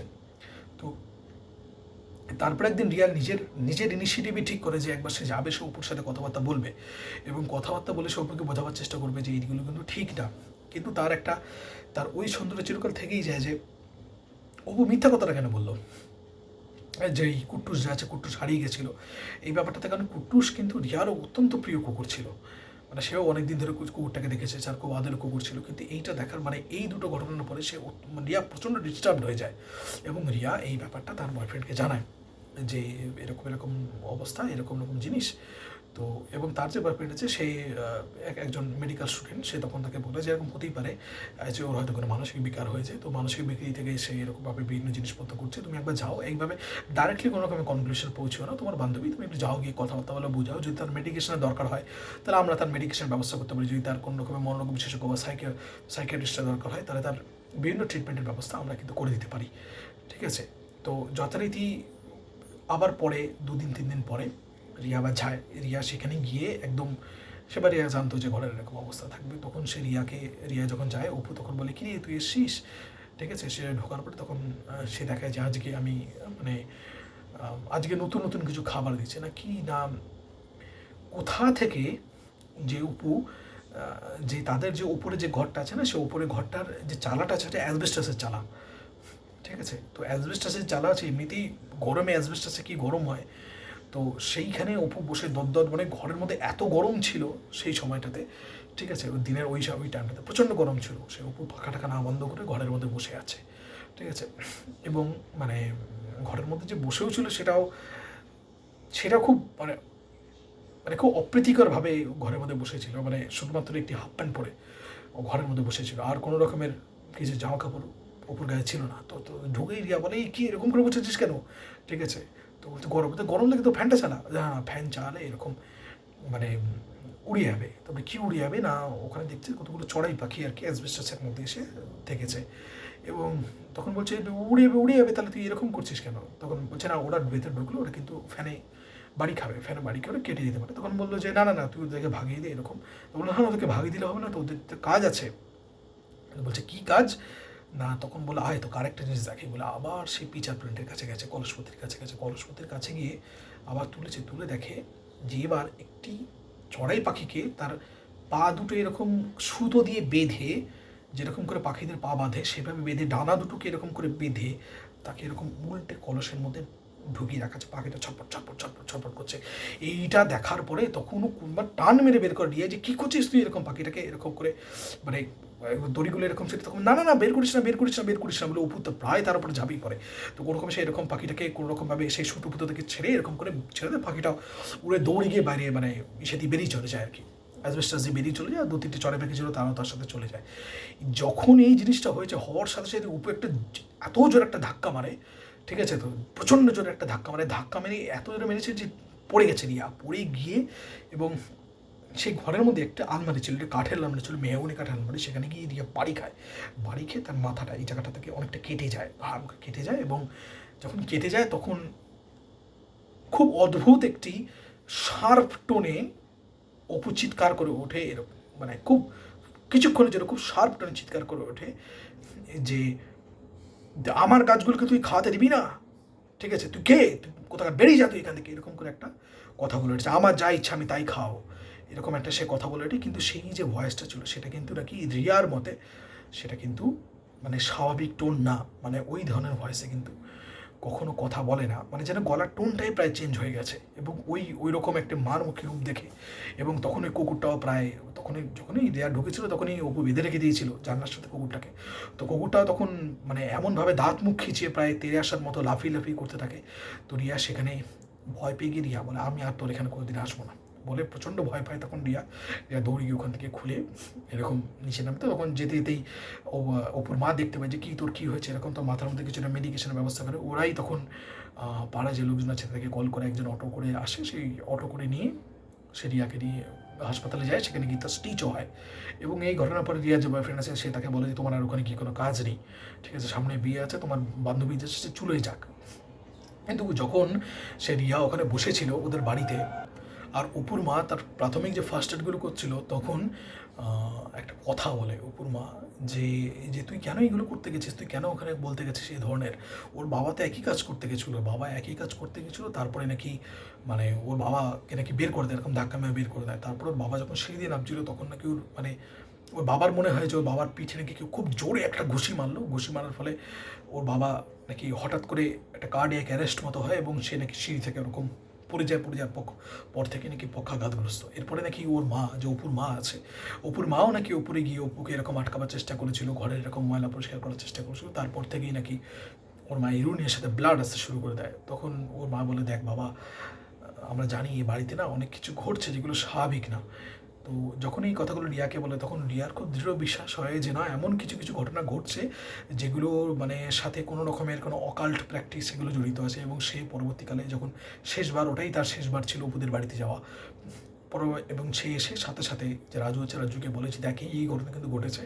তো আমার মনে হয় যে কিছু একটা অ্যাসপেক্ট জড়িত আছে, যে ও কিছু কিছু জিনিসের মধ্যে জড়িয়ে পড়েছে, যে জিনিসগুলো কিন্তু মানে টুকটাক জাতীয় বা এরকম কোনো ভালো জিনিস না। কারণ ওকে আমি যে কাজকর্মগুলো করতে রেখেছি, যে আমি নোংরা থাকতে দেখেছি, যে পরিবেশেও থাকে, তো আমার কিন্তু মনে হয়নি। এবং ওর মায়ের যে কথাবার্তাগুলো সেগুলোও সে কি রাজুকে বললো। তো এই সমস্ত বলার পর রাজু তখন আমার কাছে আসে আর কি, এসে আমাকে জিনিসগুলো বলা শুরু করে যে এই এই ব্যাপার। তো এই পুরো ঘটনা শোনার পরে তখন আমার প্রথমেই যে রিয়াকশনটি হয় সেটা হলো কি, আমি কি রিয়ার সাথে কথা বলতে পারি? মানে ও তো আমাকে, রাজু আমাকে যে কথাটা বলছে সেটা হলো কি একটা মানে থার্ড পার্টি এক্সপিরিয়েন্স, মানে ও এসে বলেছে, বা সেকেন্ড হ্যান্ড এক্সপিরিয়েন্স যাকে বলি। আমি চেয়েছিলাম যে যার সাথে ঘটনাটা ঘটেছে তার সাথে ফার্স্ট হ্যান্ড এক্সপিরিয়েন্স, যাতে তার কী হয়েছিল সেটা যাতে সে আমাকে বলে। তো আমি যথারীতি বলি যে তুমি কি একবার তোমার রিয়ার সাথে কথাবার্তা বলতে পারবে? তার কারণ হলে গিয়ে যে কোথাও না কোথাও গিয়ে আমার না একটু মানে সিক্স সেন্স কাজ করছিল যে এই যে ছেলেটি আছে, যে রাজু যে আছে অথবা যে রিয়া আছে, এরা একটু বিপদে পড়েছে, মানে এদের কিন্তু বিপদ হতে পারে। শুধু তাই না, অপুর বাড়িতে যে অপুর বাবা মা আছে তাদেরও কিন্তু বিপদ আসন্ন বা আসতে চলেছে, আমার এটা কিন্তু মনে হয়েছিল। তখন আমি রাজুকে বলি যে তুমি একটু আমাকে কথা বলাতে পারবে যে রিয়ার সাথে? তখন সে বলে হ্যাঁ দাদা, আমি এরকম কথাবার্তা বলছি। তো যথারীতি সে রিয়ার সাথে কথাবার্তা বলে এবং নেগোসিয়েশনের পরে এবারে কিছু তার পারসুয়েশনের পরে রিয়া রাজি হয়ে আমার সাথে কথাবার্তা বলতে। এবং সেই রাজু গিয়ে বলে যে এরকম দাদা আছে, দাদার এরকম ইউটিউবে এই ধরনের জিনিসপত্রগুলো বেরিয়েছে। তো সে ডিটেলে আমার ব্যাপারে বলে। তখন রিয়া বলে আচ্ছা আচ্ছা ঠিক আছে, তাহলে আমি একটু কথাবার্তা বলবো। তো যথারীতি আমি রিয়ার সাথে কথাবার্তা বলি। রিয়ার সাথে যখন কথাবার্তা বলি তখন আমি যেটা বুঝতে পারি যে খুব বেশি একটা এক্সট্রা ইনফরমেশন যা আমাকে রাজু দিয়েছে তার বাইরে কিন্তু রিয়া দেয় না। প্রথম কথা, রিয়া এই নিয়ে কোনো কথাই বলতে চায় না, প্রচণ্ড ভয় পায় এই জিনিসগুলো নিয়ে কথাবার্তা বলতে। তার মনে হয় সে যদি কথাবার্তা বলে তাহলেও নাকি তার জীবনে কোনো রকমের কোনো সাংঘাতিক কিছু ঘটতে পারে। কারণ রাজুর জীবনে যে জিনিসগুলো ঘটেছে এবং অপুর বাবা মার জীবনে যে জিনিসগুলো ঘটেছে সেগুলো থেকে কিন্তু সে প্রচণ্ড রেগে, মানে খুব ভয় পেয়ে গেছিলো জিনিসটা। তো তখন আমাকে মানে বলে যে রিয়া যেটুকু বলে যে দাদা ওই ঘরে যা হচ্ছে তা কিন্তু কোনো স্বাভাবিক জিনিস হচ্ছে না। মানে ওই ঘরের পরিবেশটা আমি তো ফেস করেছি, যে ওইখানে কোনো সাধারণ মানুষ থাকতে পারে না। মানে মানে এত দম বন্ধ করা একটা মানুষ দিনের পর দিন সে এরকম মানে কিছু করছে না। এবং সেইখানে আমাকে একটা কথাও বলে, ঠিক আছে, মানে যে কথাটা হয়তো সে রাজুকে বলেনি সে কথাটা কিন্তু রিয়া আমাকে বলে। সেই কথাটা হলো যে অপু তার যে পিরিয়ডসের যে প্যাডগুলো থাকে সেই প্যাডগুলো কিন্তু ওই কুকুরটিকে খেতে দিত। মানে যখন রিয়া সেকেন্ডবার তার বাড়িতে ঘরের মধ্যে ঢোকে তখন রিয়া কিন্তু দেখেছিল সেই পিরিয়ডস মাখা যে রক্তের প্যাডগুলো আছে সেটা কিন্তু ওই কুকুরটা কিন্তু ছিঁড়ে খাচ্ছিল। যেবার রিয়াকে এরকম ধাক্কা মারে, এরকম ঘটনাটা ঘটে। যে কোনো সুস্থ স্বাভাবিক মেয়ের পক্ষে তার পোষা কুকুরকে তার পিরিয়ডসের প্যাড মানে খাওয়ানো অসম্ভব, মানে কী করে করতে পারে। এবং সে আমাকে যখন বলে এই কথাটা রিয়া, তখন রিয়া আমাকে বলে দাদা আমার সন্দেহ হয় ও ফুল পাগল হয়ে গেছে, একেবারে পাগল হয়ে গেছে, নয়তো এমন অনেক কিছু ঘটছে বা ও এমন অনেক কিছুর মধ্যে জড়িয়ে পড়েছে, এমন অনেক কিছু করা শুরু করেছে যেগুলোর মাথা মুন্ডু আমাদের কাছে নেই। এবং আমি হাজার করছি দাদা যে আমি এগুলো থেকে দূরে থাকতে চাই, আমার সামনে বিয়ে আছে, আমার বয়ফ্রেন্ড বলেছে যে এইগুলোর মধ্যে মানে রেজিস্ট্রি হয়ে গেছে, আমার যে হবু হাজব্যান্ড আছে তিনি আমাকে বলেছে যে এগুলোর মধ্যে আর না জড়াতে এই জিনিসগুলোতে। এবং আমি বলছি দাদা যে আমি ওর বেস্ট ফ্রেন্ড হয়ে বলছি মেয়ে হাতের বাইরে বেরিয়ে চলে গেছে, কারণ আমি যা ওখানে দেখে এসেছি এই সমস্ত জিনিসপত্র, ঠিক আছে। তো আমি তখন তাকে বললাম যে ঠিক আছে আমি বুঝতে পারছি, কিন্তু মানে তোমার কাছে কি মানে এগুলি কি তুমি আর কি কোনো কিছু দেখোনি? তখন আমাকে রিয়া একটু ভেবে আমাকে একটা কথা বলে। আমাকে তো বলে দাদা একটা কথা কিন্তু আমি রাজুকে বলিনি, বলবো করে বলিনি, আমি পরে ভেবেছি যে ওর খুব খারাপ লাগবে জিনিসটা। তো অপু নাকি মানে রিয়া এখানে আসার আগে মাঝে মাঝে নাকি ওর একটা দুটো নাকি গ্যালারির স্ক্রিনশট ওকে পাঠিয়েছিল, ঠিক আছে। তো সেইখানে রিয়া গ্যালারি যে স্ক্রিনশট আছে গ্যালারিতে যে ফটোগুলো আছে স্ক্রিনশটে কিন্তু দুটো ফটো দেখতে পায়, ঠিক আছে। তো সেই যে দুটো ফটো ছিল সেই দুটো ফটো ভিডিও কলের ফটো ছিল, এবং সেই যে ভিডিও কলে যে মানে ভিডিও কল করতে করতে স্ক্রিনশট নেওয়া হয়েছে এরকম দুটো ফটো ছিল। কিন্তু সেই ভিডিও কলগুলো যে ছিল, ভিডিও কলে যে ছেলেটি ছিল সেই ছেলেটি কিন্তু রাজু নয়, অন্য দুটি ছেলে ছিল। দুটি ভিডিও কলে দুটো আলাদা আলাদা দুটো ছেলে, এবং তাদের স্ক্রিনশট নিয়ে রাখা আছে, ঠিক আছে। এবং তখন আমি তখন বললাম যে মানে যে ও কি কোনো মানে কোনো অন্য কোনো ছেলের সাথে কি চিট করছে রাজুকে? তখন বললো দাদা শুধু চিট না, তখন একটু চুপ করে গেল, আমাকে বলতে চেয়েছিলাম না, হ্যাঁ বলো কী ব্যাপার।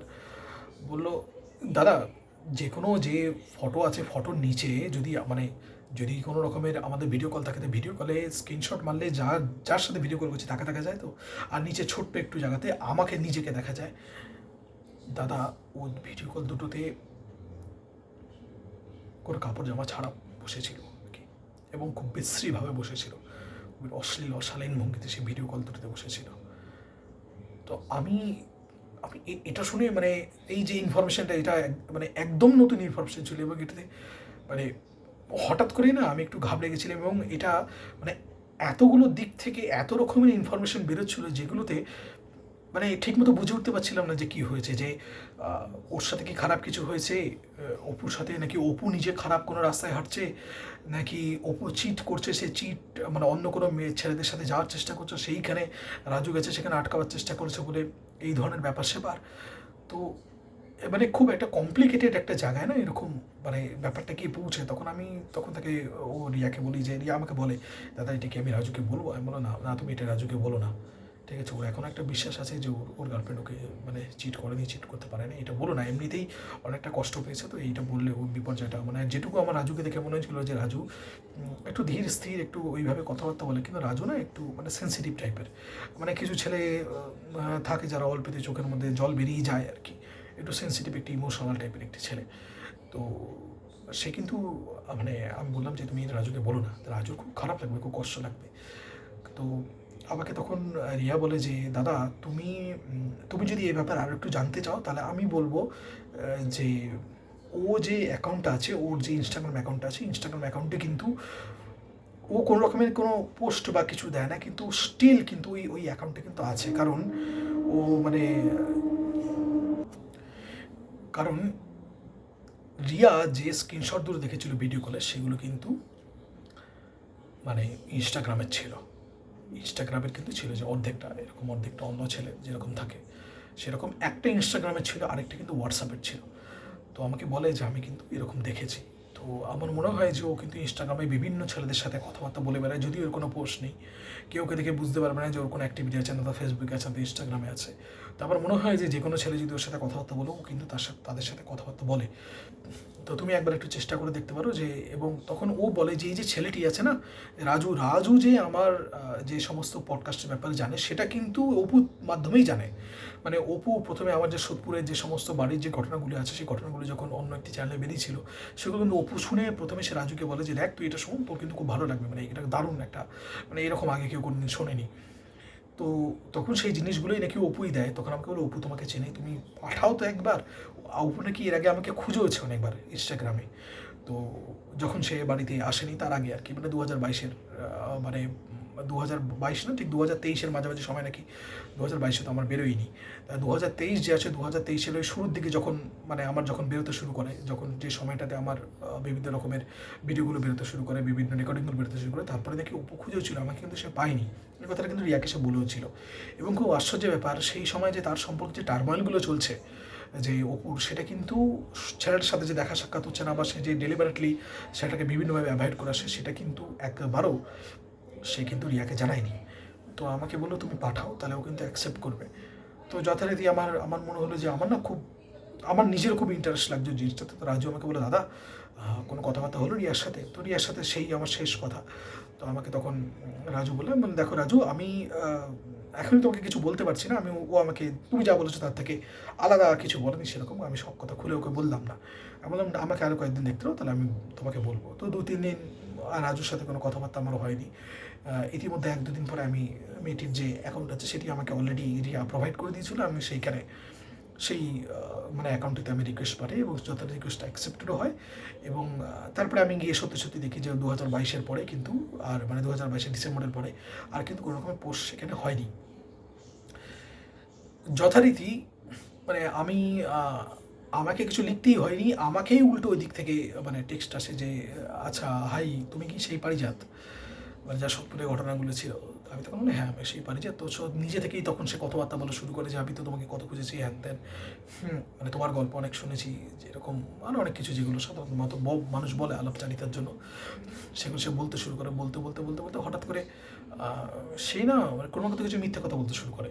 যেরকম সে বলে যে 2023 থেকে মানে আমি তোমার যে জিনিসগুলো আছে সেগুলো শুনে আসছি এবং মানে মানে আমি তো তোমাকে কতবার খুঁজে এসেছি, আমি সিঙ্গেল ছিলাম, তুমি যদি থাকতে তাহলে আমি তোমাকে প্রপোজ করতাম, কিন্তু সে কিন্তু সম্পর্কে ছিল অলরেডি।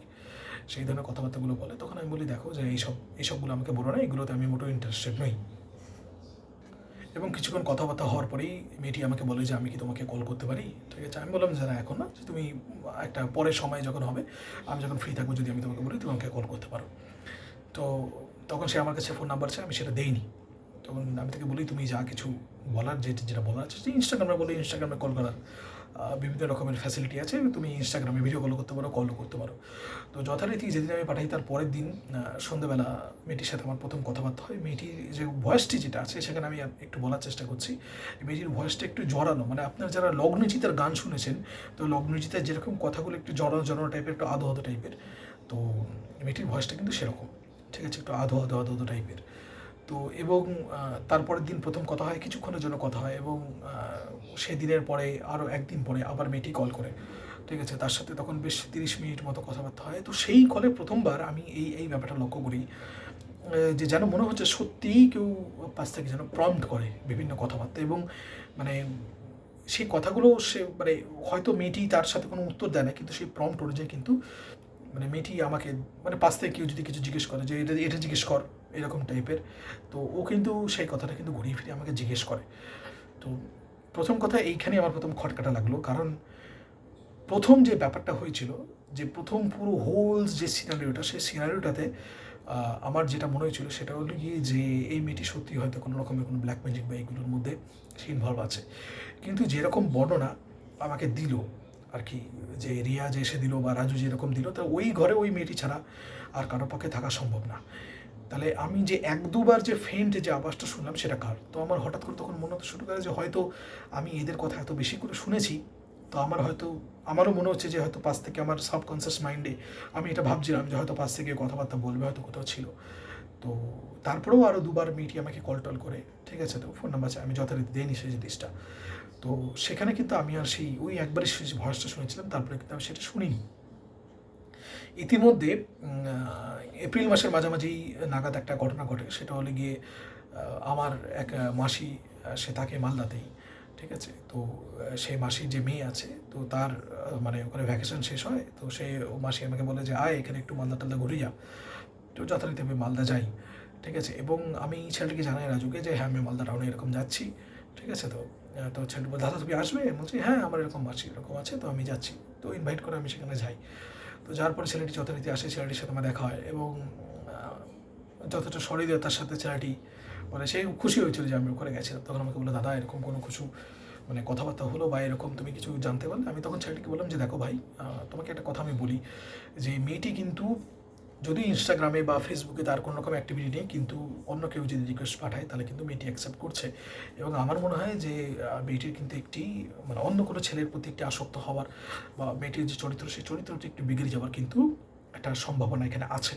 তো তুমি কিন্তু এরকমই ধরে চলো যে মেয়েটি কিন্তু তুমি আর কিন্তু কোনোদিন থেকে ফিরে পাবে না। তো তখন সেটি একটু মুচড়ে পড়ে যে দাদা আর কোনোদিনও এত বছরের সম্পর্ক এমনও দেখো জীবনে না অনেক পথ শেষ হয়, সেগুলো মানে অনেক দিনে অনেক পুরনো পুরনো পথ থাকে যেগুলো অনেক দিন ধরে হাঁটা চলে, কিন্তু প্রত্যেকটা পথে একটা নিয়তি থাকে, যে নিয়তি শেষ হওয়ার পরে কিন্তু তারপর সে পথ টানা যায় না। তখন আমি তাকে বলি যে দেখো তুমি একটা কাজ করো, আমি যতটা ইনফরমেশন বা যা কিছু জানার তোমার সেফটির জন্য। তখন বলে দাদা তুমি যদি কথা বলছো কি ওর সাথে, তখন আমি বলে হ্যাঁ কথা বলছি, তাহলে তুমি একটু জানার চেষ্টা করো সত্যি সত্যি ও কিছু আমার প্রতি এরকম কিছু করেছে।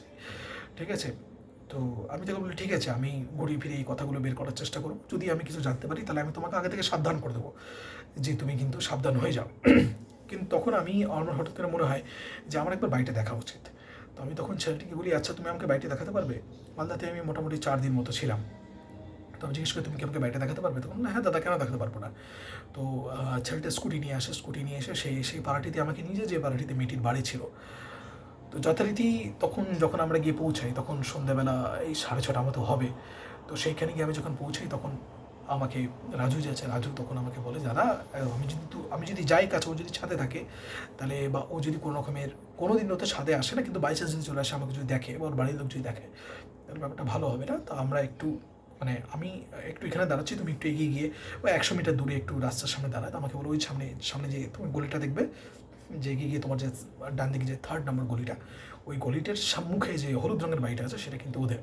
হলুদ মানে হলুদ, ঠিক হয়তো সন্ধ্যাবেলা এরকম হলুদ লেগেছিলো, বা তো হয়তো সকালবেলা হলে হয়তো অন্য কালার থাকতো, মানে কচি কলা পাতা বা ওরকম টাইপের হয়তো কোনো একটা কালার ছিল। আমাকে বললো যে তুমি একটু গিয়ে কিন্তু দেখতে পারবে। তো আমি যথারীতি গেলাম বাড়িটার সামনে, গিয়ে মানে বাড়িটার গলিটাতে আমি ঢুকলাম। ঠিক আছে, বাড়িটার প্রথম সামনে থেকে দেখলাম, সত্যিই দেখলাম যে নিচের যে একতলা আছে, মানে বাড়িটি 3 তলা বাড়ি, দোতলায় সব কটি ঘর দরজা বন্ধ আর কি, সব কটি জানলা দরজা এগুলো বন্ধ। 3 তলায় যে ঘরটি আছে তারও জানলাগুলো বন্ধ। ঠিক আছে, কিন্তু একতলায় যে জানলাগুলো আছে তার ভেতর দিয়ে আলো আসছে, মানে ভেতরে লোকজন আছে আর কি, সে দরজা যেগুলো খোলা আছে। তো যথারীতি বাড়িটার পিছন দিকে আমি যখন গেলাম ওই পাঁচিলের পাশ দিয়ে, তখন আমি দেখলাম যে বাড়িটার পিছনে যে জায়গাটাতে বলা হয়েছিল যে কুকুরটাকে তারা পুঁতেছে, ওইটাতে মানে একদম জঙ্গলে ভর্তি জায়গাটাতে।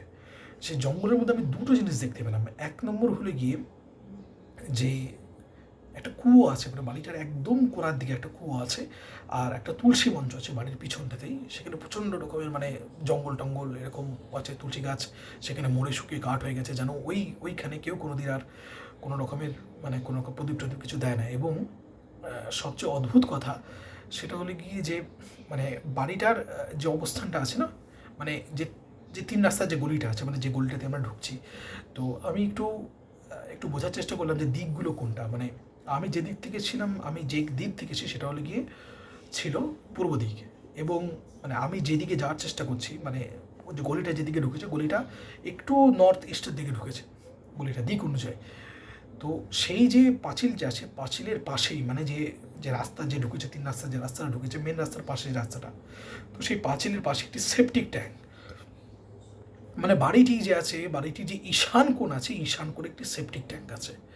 এবার আপনারা যারা বাস্তু ব্যাপারে কিছু জানেন, সে আপনারা জানেন যে ঈশান কোণ অ্যাকচুয়ালি ঈশান অথবা উত্তর দিক অথবা পূর্ব দিক, এগুলো ভগবানের থাকা জায়গায় যে কোনো বাস্তুতে। তো বাস্তুতে প্রবল বাস্তুদোষ হয় যদি সেই বাস্তুতে একটি সেপটিক ট্যাঙ্ক থাকে।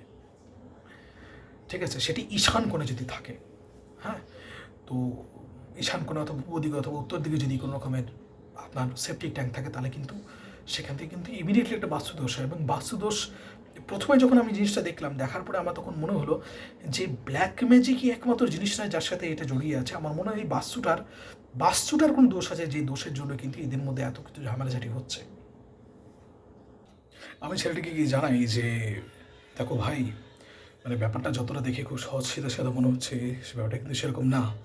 এবং আমার খুব সন্দেহ যে এই বাড়িতে আসার পরেই, মানে এই ভিটেতে ওদের বাড়ি হওয়ার পরেই সেখানে কিন্তু তারপরেই তোমাদের কিন্তু একটা সম্পর্কের একটা মানে টালমাটাল পরিস্থিতি বা ওর এরকম অস্বাভাবিক পরিবর্তন এগুলো কিন্তু শুরু হয়েছে।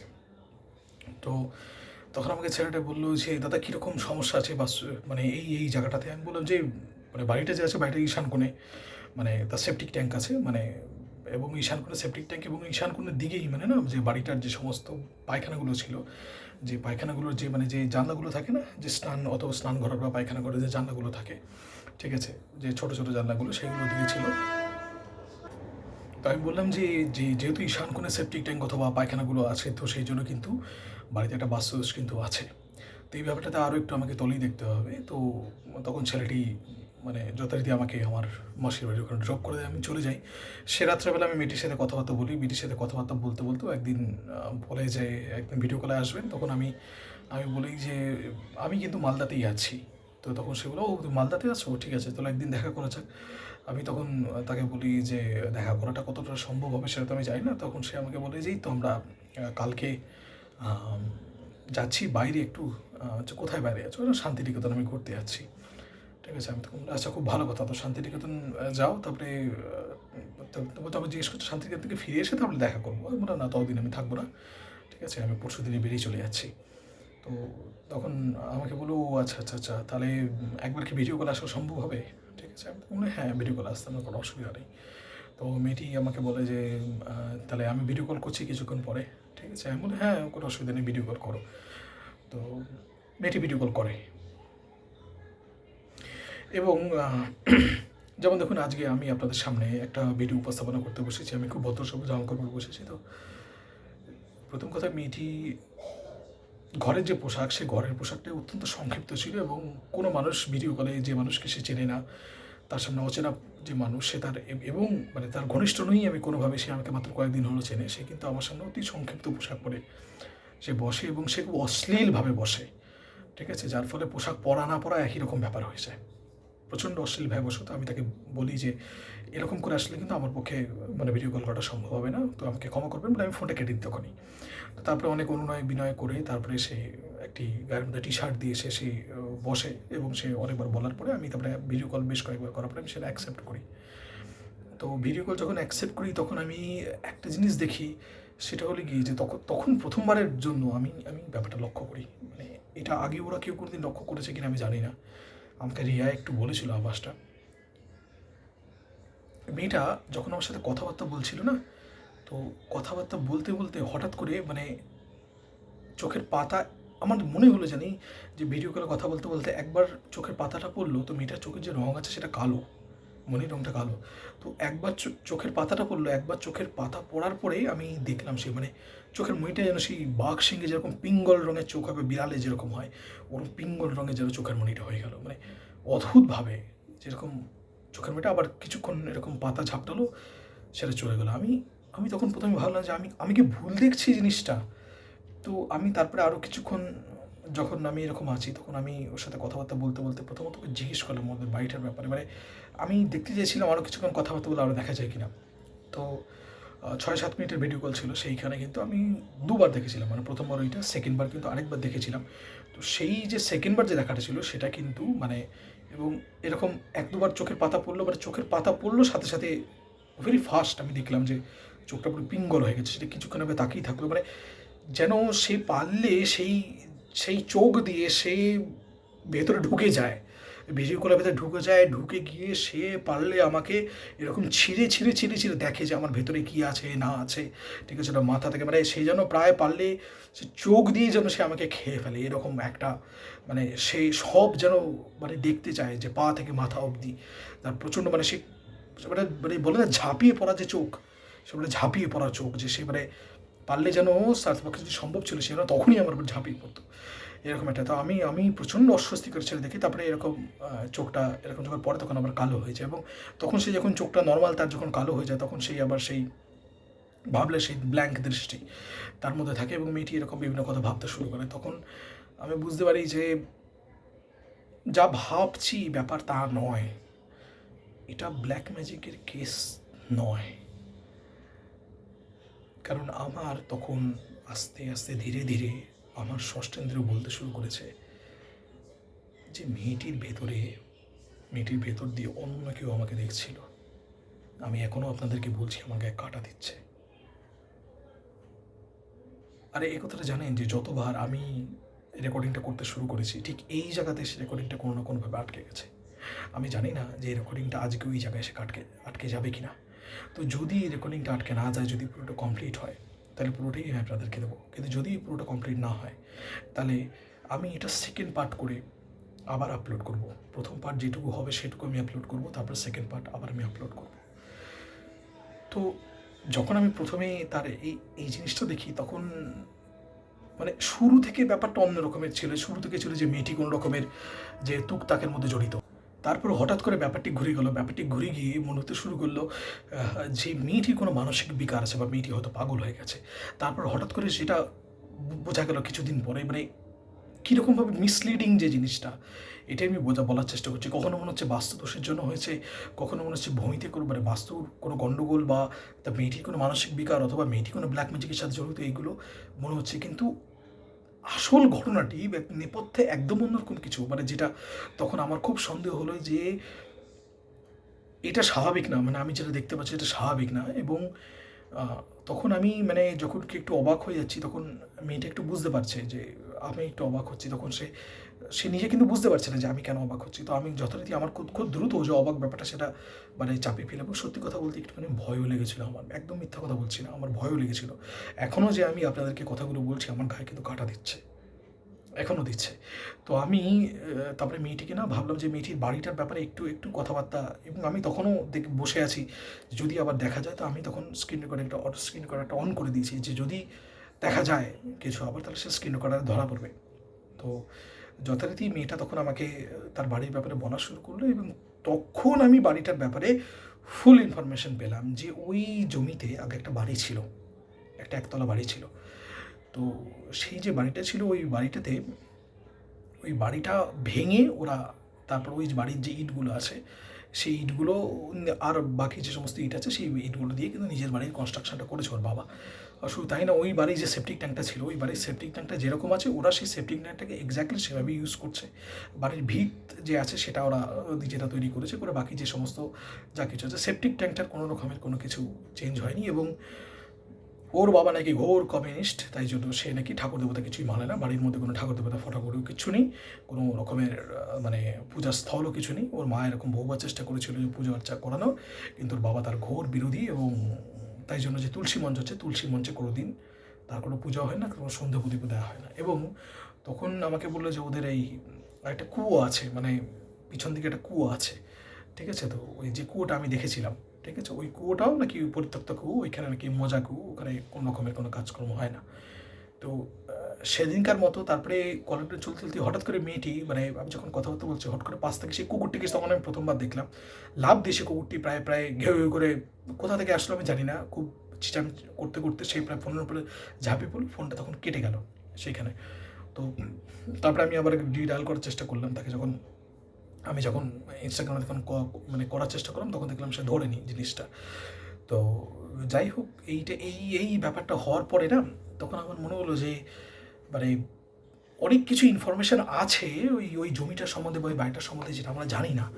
তো আমি তখন ছেলেটাকে বললাম যে আচ্ছা তুমি জানতে যে বাড়ির এই ধরনের ব্যাপার? তখন আমাকে বললো যে হ্যাঁ আমি তো জানতাম। তখন আমি বললাম তুমি আমাকে বলোনি কেন কথাটা, যে এইখানে আগে একটা বাড়ি ছিল? তো বললো না আমার মনে হচ্ছে আর কি ওটা ভাঙা বাড়ি, মানে ওটা ভেঙে ফেলে দিয়েছে, ওটা ব্যাপারে কী বলবো এরকম টাইপের। তখন আমি বললাম যে ওই বাড়িটার কি কোনো হিস্ট্রি আছে? বাড়িটাতে আমি দেখে এসেছি অলরেডি বাস্তুদোষ আছে, ওই বাড়িটার কি কোনো হিস্ট্রি আছে? তো তখন আমাকে বললো যাতার আমাকে একটু খোঁজ নিয়ে জানাতে হবে। তো যাতায়াতই সে ক্লাবের তার যে বন্ধুবান্ধব আছে তাদের সাথে সে কথাবার্তা বললো, ঠিক আছে। তো সেইখানে সে কথাবার্তা বলে আমাকে বললো দাদা বাড়িটার একটা না হিস্ট্রি আছে, তুমি ঠিকই ধরেছো, ওই বাড়িটার একটা হিস্ট্রি আছে। না কী সেই হিস্ট্রিটা হলে গিয়ে ওই বাড়িতে আগে এক দম্পতি থাকতো, ভদ্রলোক কোথাও একটা চাকরি করতো, এবং তার একজন স্ত্রী ছিল, এবং তাদের একটি কুকুর ছিল। তো এই যে মানে যে ভদ্রমহিলা আছে, ভদ্রমহিলার সাথে নাকি তার হাজব্যান্ডের প্রচণ্ড সারাক্ষণ ধরে অশান্তি হতো। ভদ্রমহিলা নাকি মানে খুব কলহপ্রিয় অশান্তি মুখর একজন মহিলা ছিল, এবং সে খুব ডমিনেটিং নেচারের নাকি ছিল। যে পাড়ায় এটা নিয়ে কিন্তু যথেষ্ট মানে ওই মহিলার এগেস্টে কিন্তু লোকজনের যথেষ্ট কমপ্লেন ছিল, এবং তার কিন্তু তার হাজব্যান্ডকে মারারও ইতিহাস আছে।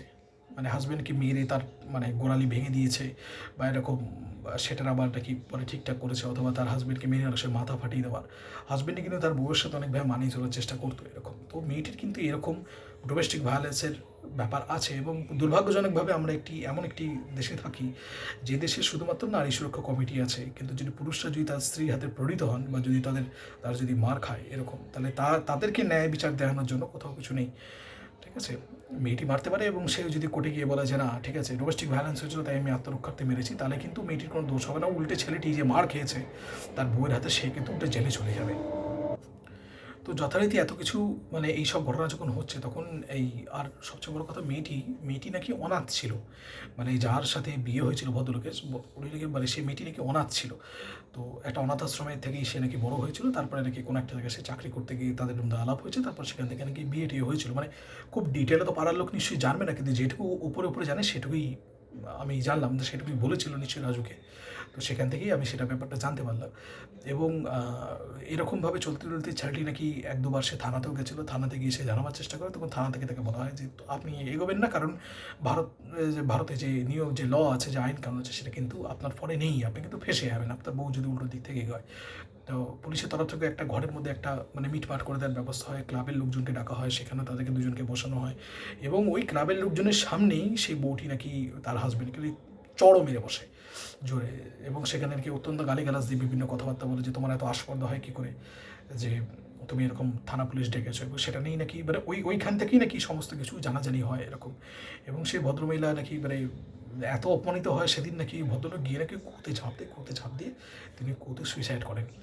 ঠিক আছে, সেদিন রাত্রেবেলায়। এবং তারপরে পুলিশ আসে, সেখান থেকে লোকজন মানে তাদের বডি বের করে নিয়ে যাওয়ার পরে তার 2-3 দিন পরে ভদ্রমহিলা নাকি ওই বাড়িতেই নাকি তিনি সুইসাইড করেন, এবং ফ্যান থেকে ঝুলে গেছিলেন তিনি, এবং সে সুইসাইড করেন। এবং সুইসাইড করার পরে কি বাড়িটা অনেক দিন ধরে পরিত্যক্ত পড়েছিল।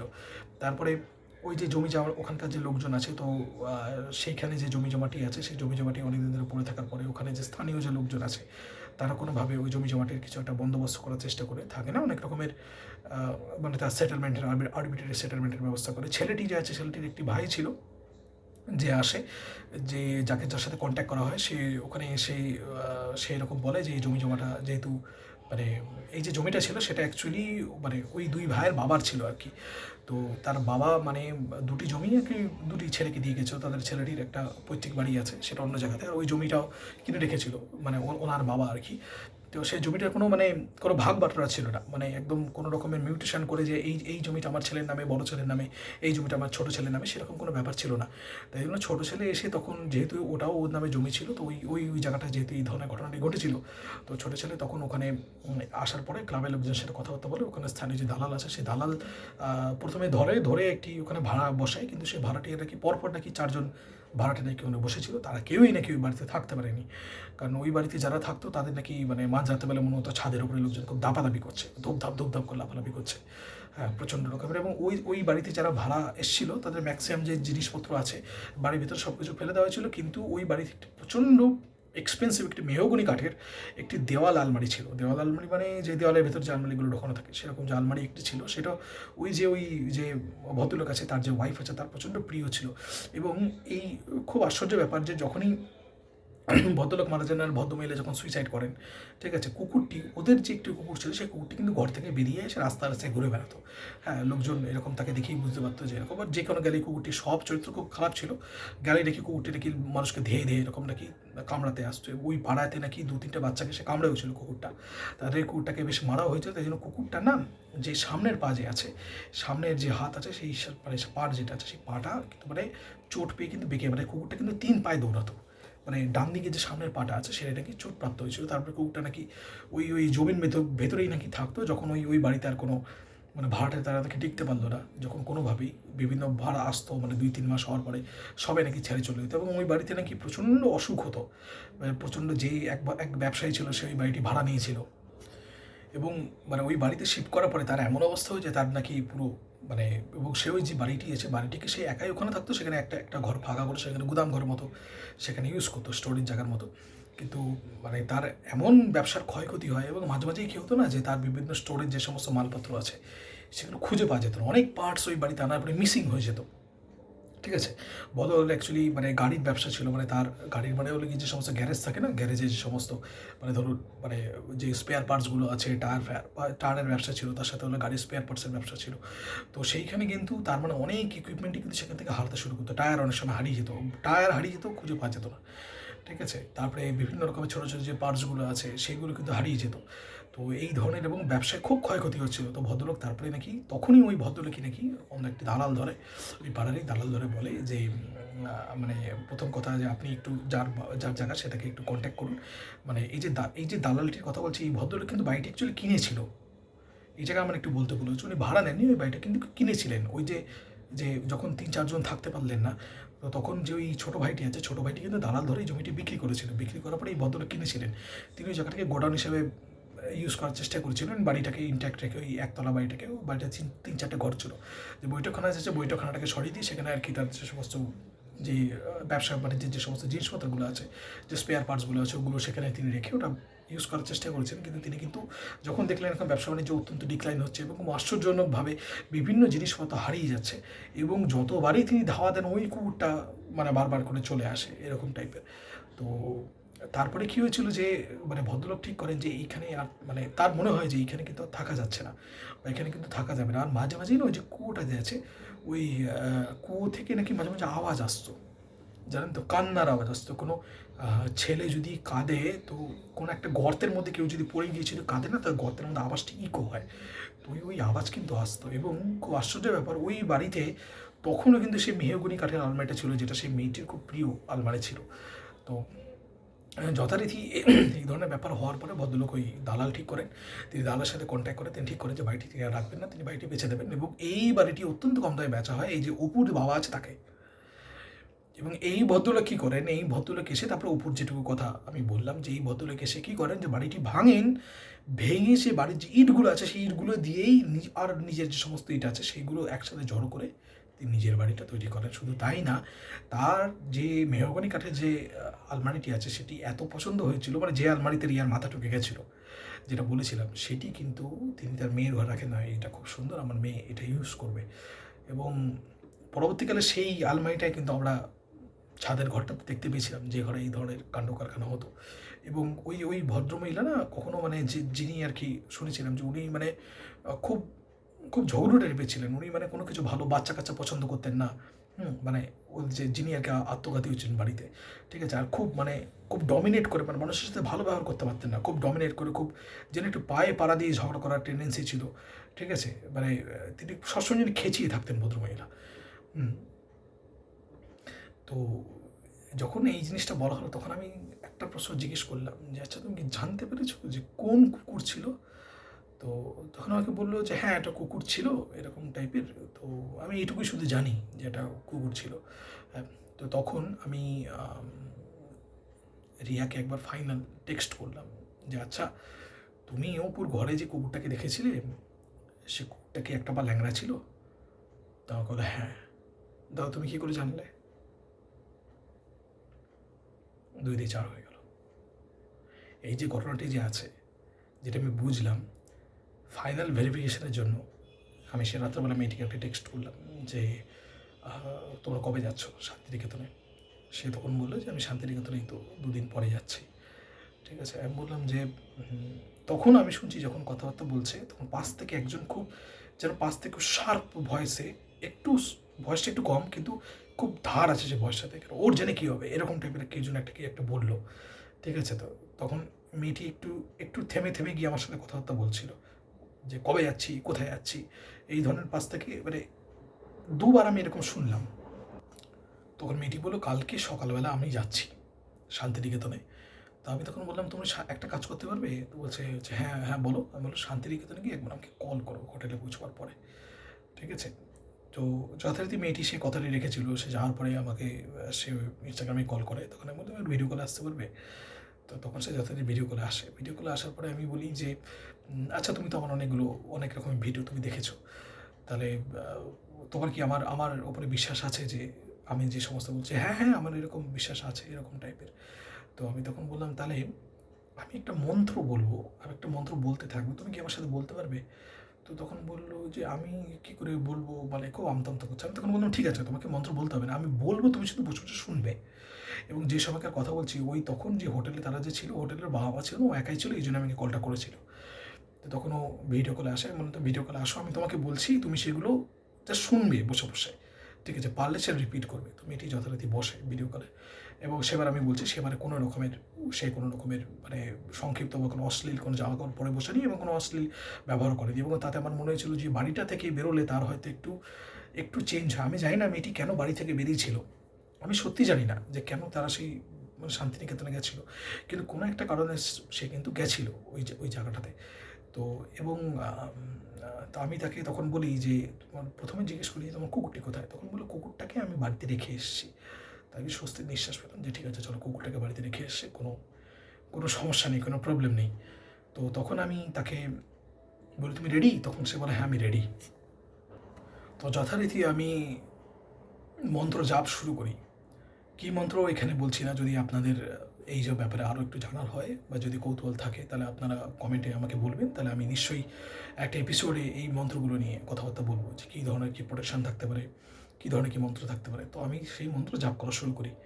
তো যখনই আমি সেই মন্ত্রটা জাপ করা শুরু করি, তো সে প্রথমে একটু একটু বিড়বিড় বিড়বিড় করছে, তারপরে হঠাৎ করে আমি দেখছি মন্ত্রটা একটু বড় মন্ত্র। তো হঠাৎ করে দেখছি সে না এরকম এরকম করে ঢুলে পড়ছে একদিকে। আমি ঘুমোতে আমি বলছি, এই ঘুমাবে না ঘুমাবে না ঘুমাবে না, চোখ খুলে সোজা হয়ে বসো, ঠিক আছে। ও চোখ বলছে না আমার না খুব ঘুম পাচ্ছে। আমি বললাম না ঘুমাবে না, সোজা হয়ে বসো, ঠিক আছে। সোজা হয়ে কিছুক্ষণ বসেছে। আমি বললাম যে তো ঠিক আছে এরকম, তখন বলছে হ্যাঁ হ্যাঁ। তো আমি বললাম ঠিক আছে চোখে মুখে জল দিয়ে আসো। তাহলে চোখে মুখে জল দিয়ে এসে আবার সে বসলো, বসে বলে আমাকে কি শুনতেই হবে? আলা হ্যাঁ শুনতেই হবে, কিছু করার নেই, একটু শুনতে হবে এরকম টাইপের। তখন বললো আচ্ছা ঠিক আছে। তো দেখি সে আমাকে একটু সন্দেহের চোখে দেখছে। তো যখন আমি আবার যখন মন্ত্রটা পাঠ করা শুরু করলাম, সে প্রথমে কিছুক্ষণ চুপচাপ বসেছে, তারপর দেখি সে এরকম করে আবার ঢুলে পড়ছে। আবার আমি বলো এই এই জাগো জাগো জাগো ওঠো। সেই জন্য সোজা হয়ে বসে থাকতে পারছে না, আবার এরকম বসছে, আবার কিছুক্ষণ পরে যখন হচ্ছে আবার এরকম পিছন দিকে ঢুলে পড়ছে। আমি বললাম এই তুমি সোজা হয়ে বসো, ঠিক হয়ে বসো, এরকম তুমি শুনতেই হবে কিন্তু জিনিসটা। মানে আমি তখন একটু জোর জবরদস্তি করছেন তার উপরে, মানে খুব অদ্ভুত ব্যাপার। যখনই মন্ত্র বলছি চেয়ে তখন এরকম আবার বলছে, আমার মাথা প্রচণ্ড যন্ত্রণা করছে, আমার খুব ঘুম পাচ্ছে, আমি আমি আমি আমি এটা এটা আপনি থামিয়ে দিন, আমি পরে শুনবো জিনিসটা। তারপরে বলতে বলতে এরকম করে বলে আপনি এই এই সোজা হয়ে বসো। তখন হট করে এরকম মেয়েটা চোখ খোলে, তখন আমি দেখি চোখটা হয় সে পিঙ্গল বর্ণ হয়ে গেছে, ঠিক আছে। তখন সেই গলার ভেতর থেকে সেই ভয়েসটা বেরো, ওকে থামতে বল, ওকে থামতে বল, এই মন্ত্রটা ওকে থামাতে বল, এই মন্ত্র শুনতে চান ওকে থামতে বল, আয় তুই থাম, এরকম করে আমাকে তখন একদম স্পষ্ট, একদম অন্য একজনের গলা একদম পুরো ভেতর থেকে বেরিয়ে চলে আসলো, একটা ধার, যেন একটা একজন মহিলা আছে তার গলার মধ্যে সেই ধার আছে। ধার মানে সে থাকে না যে একটা মানে ধারালো কণ্ঠে, ঠিক আছে, এটা একটু একটু মধ্যবয়স্ক একজন 42 থেকে 45 বছর বয়সী একজন মহিলা, ধারালো কণ্ঠে। হ্যাঁ পুরো চোখ পুরো চেঞ্জ হয়ে গেছে, সে পিঙ্গল বর্ণের চোখ এসে, সেই যেন পারলে সেই ক্যামেরার মধ্যে দিয়ে ঢুকে সে আমাকে পুরো ছিঁড়ে ফেলে দুটো হাত দিয়ে, চোখে থাম, ওকে থামতে বল, ওকে থামতে বল, এরকম এরকম করতে করতে তারপরে এরকম আমি আরও জোরে বোতলগুলো বলা শুরু করলাম। তখন প্রথমে আমি চট করে ঘাবড়ে গেছিলাম, তারপরে আরও জোরে যখন আমি বলা শুরু করলাম, তখন আস্তে আস্তে এরকম করে ও একটু এরকম ঝিমোতে শুরু করলো। ঝিমিয়ে তারপরে মন্ত্র যখন আস্তে আস্তে শেষ হলো, ও তখন বলছে আমার মাথা এত যন্ত্রণা করছে, আমি আমি আমি চোখ খুলে তাকাতে পারছি না, ঠিক আছে, আমি আমি আমি কাটছি বলে সে ফোনটি তখন কেটে দিল, ভিডিও কলটি কেটে দিল। এবং কেটে যখন দিল তারপরে তারপরে আমি বহুবার আর 2-3 বার তাকে কল করার চেষ্টা করেছি, আমি কিন্তু আর তাকে পাইনি, কলটাতে পাইনি। এবং তখন আমি মানে কিছুক্ষণ পরে সেদিনই বিকালবেলা আমাকে ছেলেটি কল করেছিল, কল করে বললো যে দাদা তুমি আর এরকম ইনভেস্টিগেশন এগুলো করো না। আমি বলছি কেন কী হয়েছে? তখন বললো যে দাদা মানে আমার বাবা খুব রক্ত বমি করছে। তোমার বাবা রক্ত বমি করছে? বলছে হ্যাঁ দাদা বাবা প্রচণ্ডভাবে রক্ত বমি করছে, তুমি এগুলো করো না এরকম টাইপের, আমি আমি আমি ভুল হয়েছে, তুমি এরকম ছেড়ে দাও জিনিসটা। তখন আমি বুঝলাম যে যে যে জিনিসটা আমি ভাবা শুরু করেছিলাম মানে একদিনের না এই জিনিসটা। এবং যা কিছু এই মেয়েটির সাথে আছে, প্রথমত আমি একটা কথা বলে রেখে দিই, সে ক্রমাগতভাবে নানা রকমের ডিস্টারবেন্স তৈরি করার চেষ্টা করেছে, এবং সবচেয়ে বড় কথা যে আসল ঘটনাটা কি সেটা বিভিন্নভাবে ডাইভার্ট করার চেষ্টা করেছে, বিভিন্নভাবে ডাইভার্ট করার চেষ্টা। এবং এবং পরবর্তীকালে আমি বহুদিন পরে রিয়ার সাথে আরেকবার কথা হয়েছিল, আমি তাকে জিজ্ঞেস করেছিলাম যে এরকম তোমার কি মনে হয়েছিল যে সেদিন যখন তোমাকে ধাক্কা মেরেছিল গলাটি মেয়েটির না? তখন আমাকে বলছিল হ্যাঁ দাদা আমি এটা ভয় চোটে কাউকে বলতে পারিনি, আমার মনে ছিল তোমার মাথা আমার সাথে হয়তো উল্টোপাল্টা প্লে করছে, কিন্তু আমি একদম গ্যারান্টি দিয়ে বলতে পারি যে গলাটি সেদিন আমাকে ধাক্কা মারার সময় যে বলেছিল সেটা কিন্তু ওর গলা না। আমি বললাম একটু 42-43 বছর বয়সী এবারে একটু একটু মানে মধ্যবয়স্ক কোনো মহিলা? বলছে হ্যাঁ। আমি বললাম একটু একটু গলায় ধার আছে, মানে যারা সে প্রায় পায়ে পাড়া দিয়ে ঝগড়া করে এরকম টাইপের একটু ডমিনেটিং ভাব আছে? বলছে হ্যাঁ একদম আছে। তারপর থেকে আমি তারপরে মালদা থেকে চলে এলাম যখন, তারপরে ছেলেটির সাথেও রাজুর সাথেও আর সেরকম কোনো কথাবার্তা হয়নি। মাঝে মাঝে 1-2 বার জিজ্ঞেস করে দাদা কেমন আছো, ভালো আছো? আমি জিজ্ঞেস করি আমার বাবা ভালো আছে। তো ছেলেটিও তারপরে সে মেয়েটির থেকে তো অনেক দূরে সরে গেছিলো, এখন তারা মোটামুটি স্টেবেল আছে। মেয়েটির পরে কী হলো, কুকুরটির পরে কী হলো, এটা কিন্তু আমরা কেউ জানি না। কারণ রিয়াও অপুর সাথে কিন্তু সমস্ত কানেকশান কাট করে দিয়েছিল। কিন্তু আমার এই ব্যাপারে আমার নিজের কিছু মতামত আছে এই জিনিসটাতে। প্রথম কথা হলো গিয়ে এটি আদ্যপান্ত ট্রু পজেশনের কেস। এটিকে বলে প্রেত আবেশ অথবা ভূতে ধরা অথবা ভর করা। অরিজিনাল যে প্রেত আবেশ যেগুলো হয় না, মানে আমি দেখেছি, আমি জীবনে অনেক প্রেত আবেশ দেখেছি, ঠিক আছে না, প্রচুর মানুষকে দেখেছি যারা বলে তাদের পজেশন হয়েছে। আমি গ্যারান্টি দিয়ে বলছি 98% মানুষজন তারা হয় ফেক হয়, নয়তো তারা প্যাথোলজিক্যাল লায়ার হয়। মানে মানুষ অনেক সময় কী করেন, যে দুষ্কর্ম ঢাকার জন্য সেটা হয়তো কোনো প্রেতের ঘাড়ে চাপায় যে ভূতে আমাকে দিয়ে করিয়েছে, অথবা তারা বলে যে না আমার কোনো মানসিক রোগ আছে। ওই কাজটা যখন আমি করছিলাম তখন আমি ছিলামই না, তখন অন্য কেউ ছিলাম। আমার স্প্লিট পার্সোনালিটি ডিসঅর্ডার আছে, আমার স্কিজোফ্রেনিয়া আছে, এরকমভাবে তারা নিজেদেরকে আড়াল করার চেষ্টা করে। অথবা তাদের প্যাথোলজিক্যাল লাই বলে তাদের একটি রোগ হয়। সেই রোগটি কি না, মানুষ কোনো একটা সত্যিকে সমাজের কাছ থেকে চাপা দেওয়ার জন্য একটি মিথ্যে গল্প সে তৈরি করে, এবং ধীরে ধীরে সে নিজের মিথ্যে গল্পটাকে এত বেশিভাবে বিশ্বাস করতে শুরু করে, অরিজিনাল সত্যিটা তার স্মৃতি থেকে চিরতরে লোপ পেয়ে যায়, এবং সে মিথ্যাটাই তার কাছে একমাত্র সত্যি হয়ে দাঁড়ায়।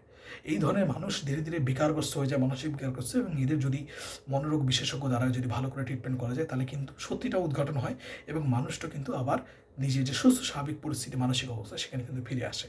98% কেস আমি বললাম এই ধরনের ফেক হয়। তাহলে বাকি 2%-এর মধ্যে 1% হয় যাদের জেনুইন কোনো সমস্যা থাকে, মানে সমস্যা মানে তাদের কোনো মানসিক রোগ থাকে। সেই মানসিক রোগে মানুষ কী করে, আমি এরকম ব্যক্তিদেরকে চিনি যারা ছোটোবেলা থেকে একাকিত্বের জন্য, অথবা তাদের সমাজ তাদেরকে যেভাবে অ্যাকসেপ্ট করে দিই, সেই জন্য তারা জীবনে অনেক রকমের কাল্পনিক চরিত্র তারা তৈরি করে, এবং সেই কাল্পনিক চরিত্রের সাথে তারা থাকতে শুরু করে, এবং এই কাল্পনিক চরিত্রটা তাদের জীবনে মারাও যায়, এবং পরবর্তীকালে তারা এটা ক্লেম করে যে কাল্পনিক চরিত্রের ভূত তাদের জীবনে ফিরে এসে তাদেরকে প্রসেস করেছে।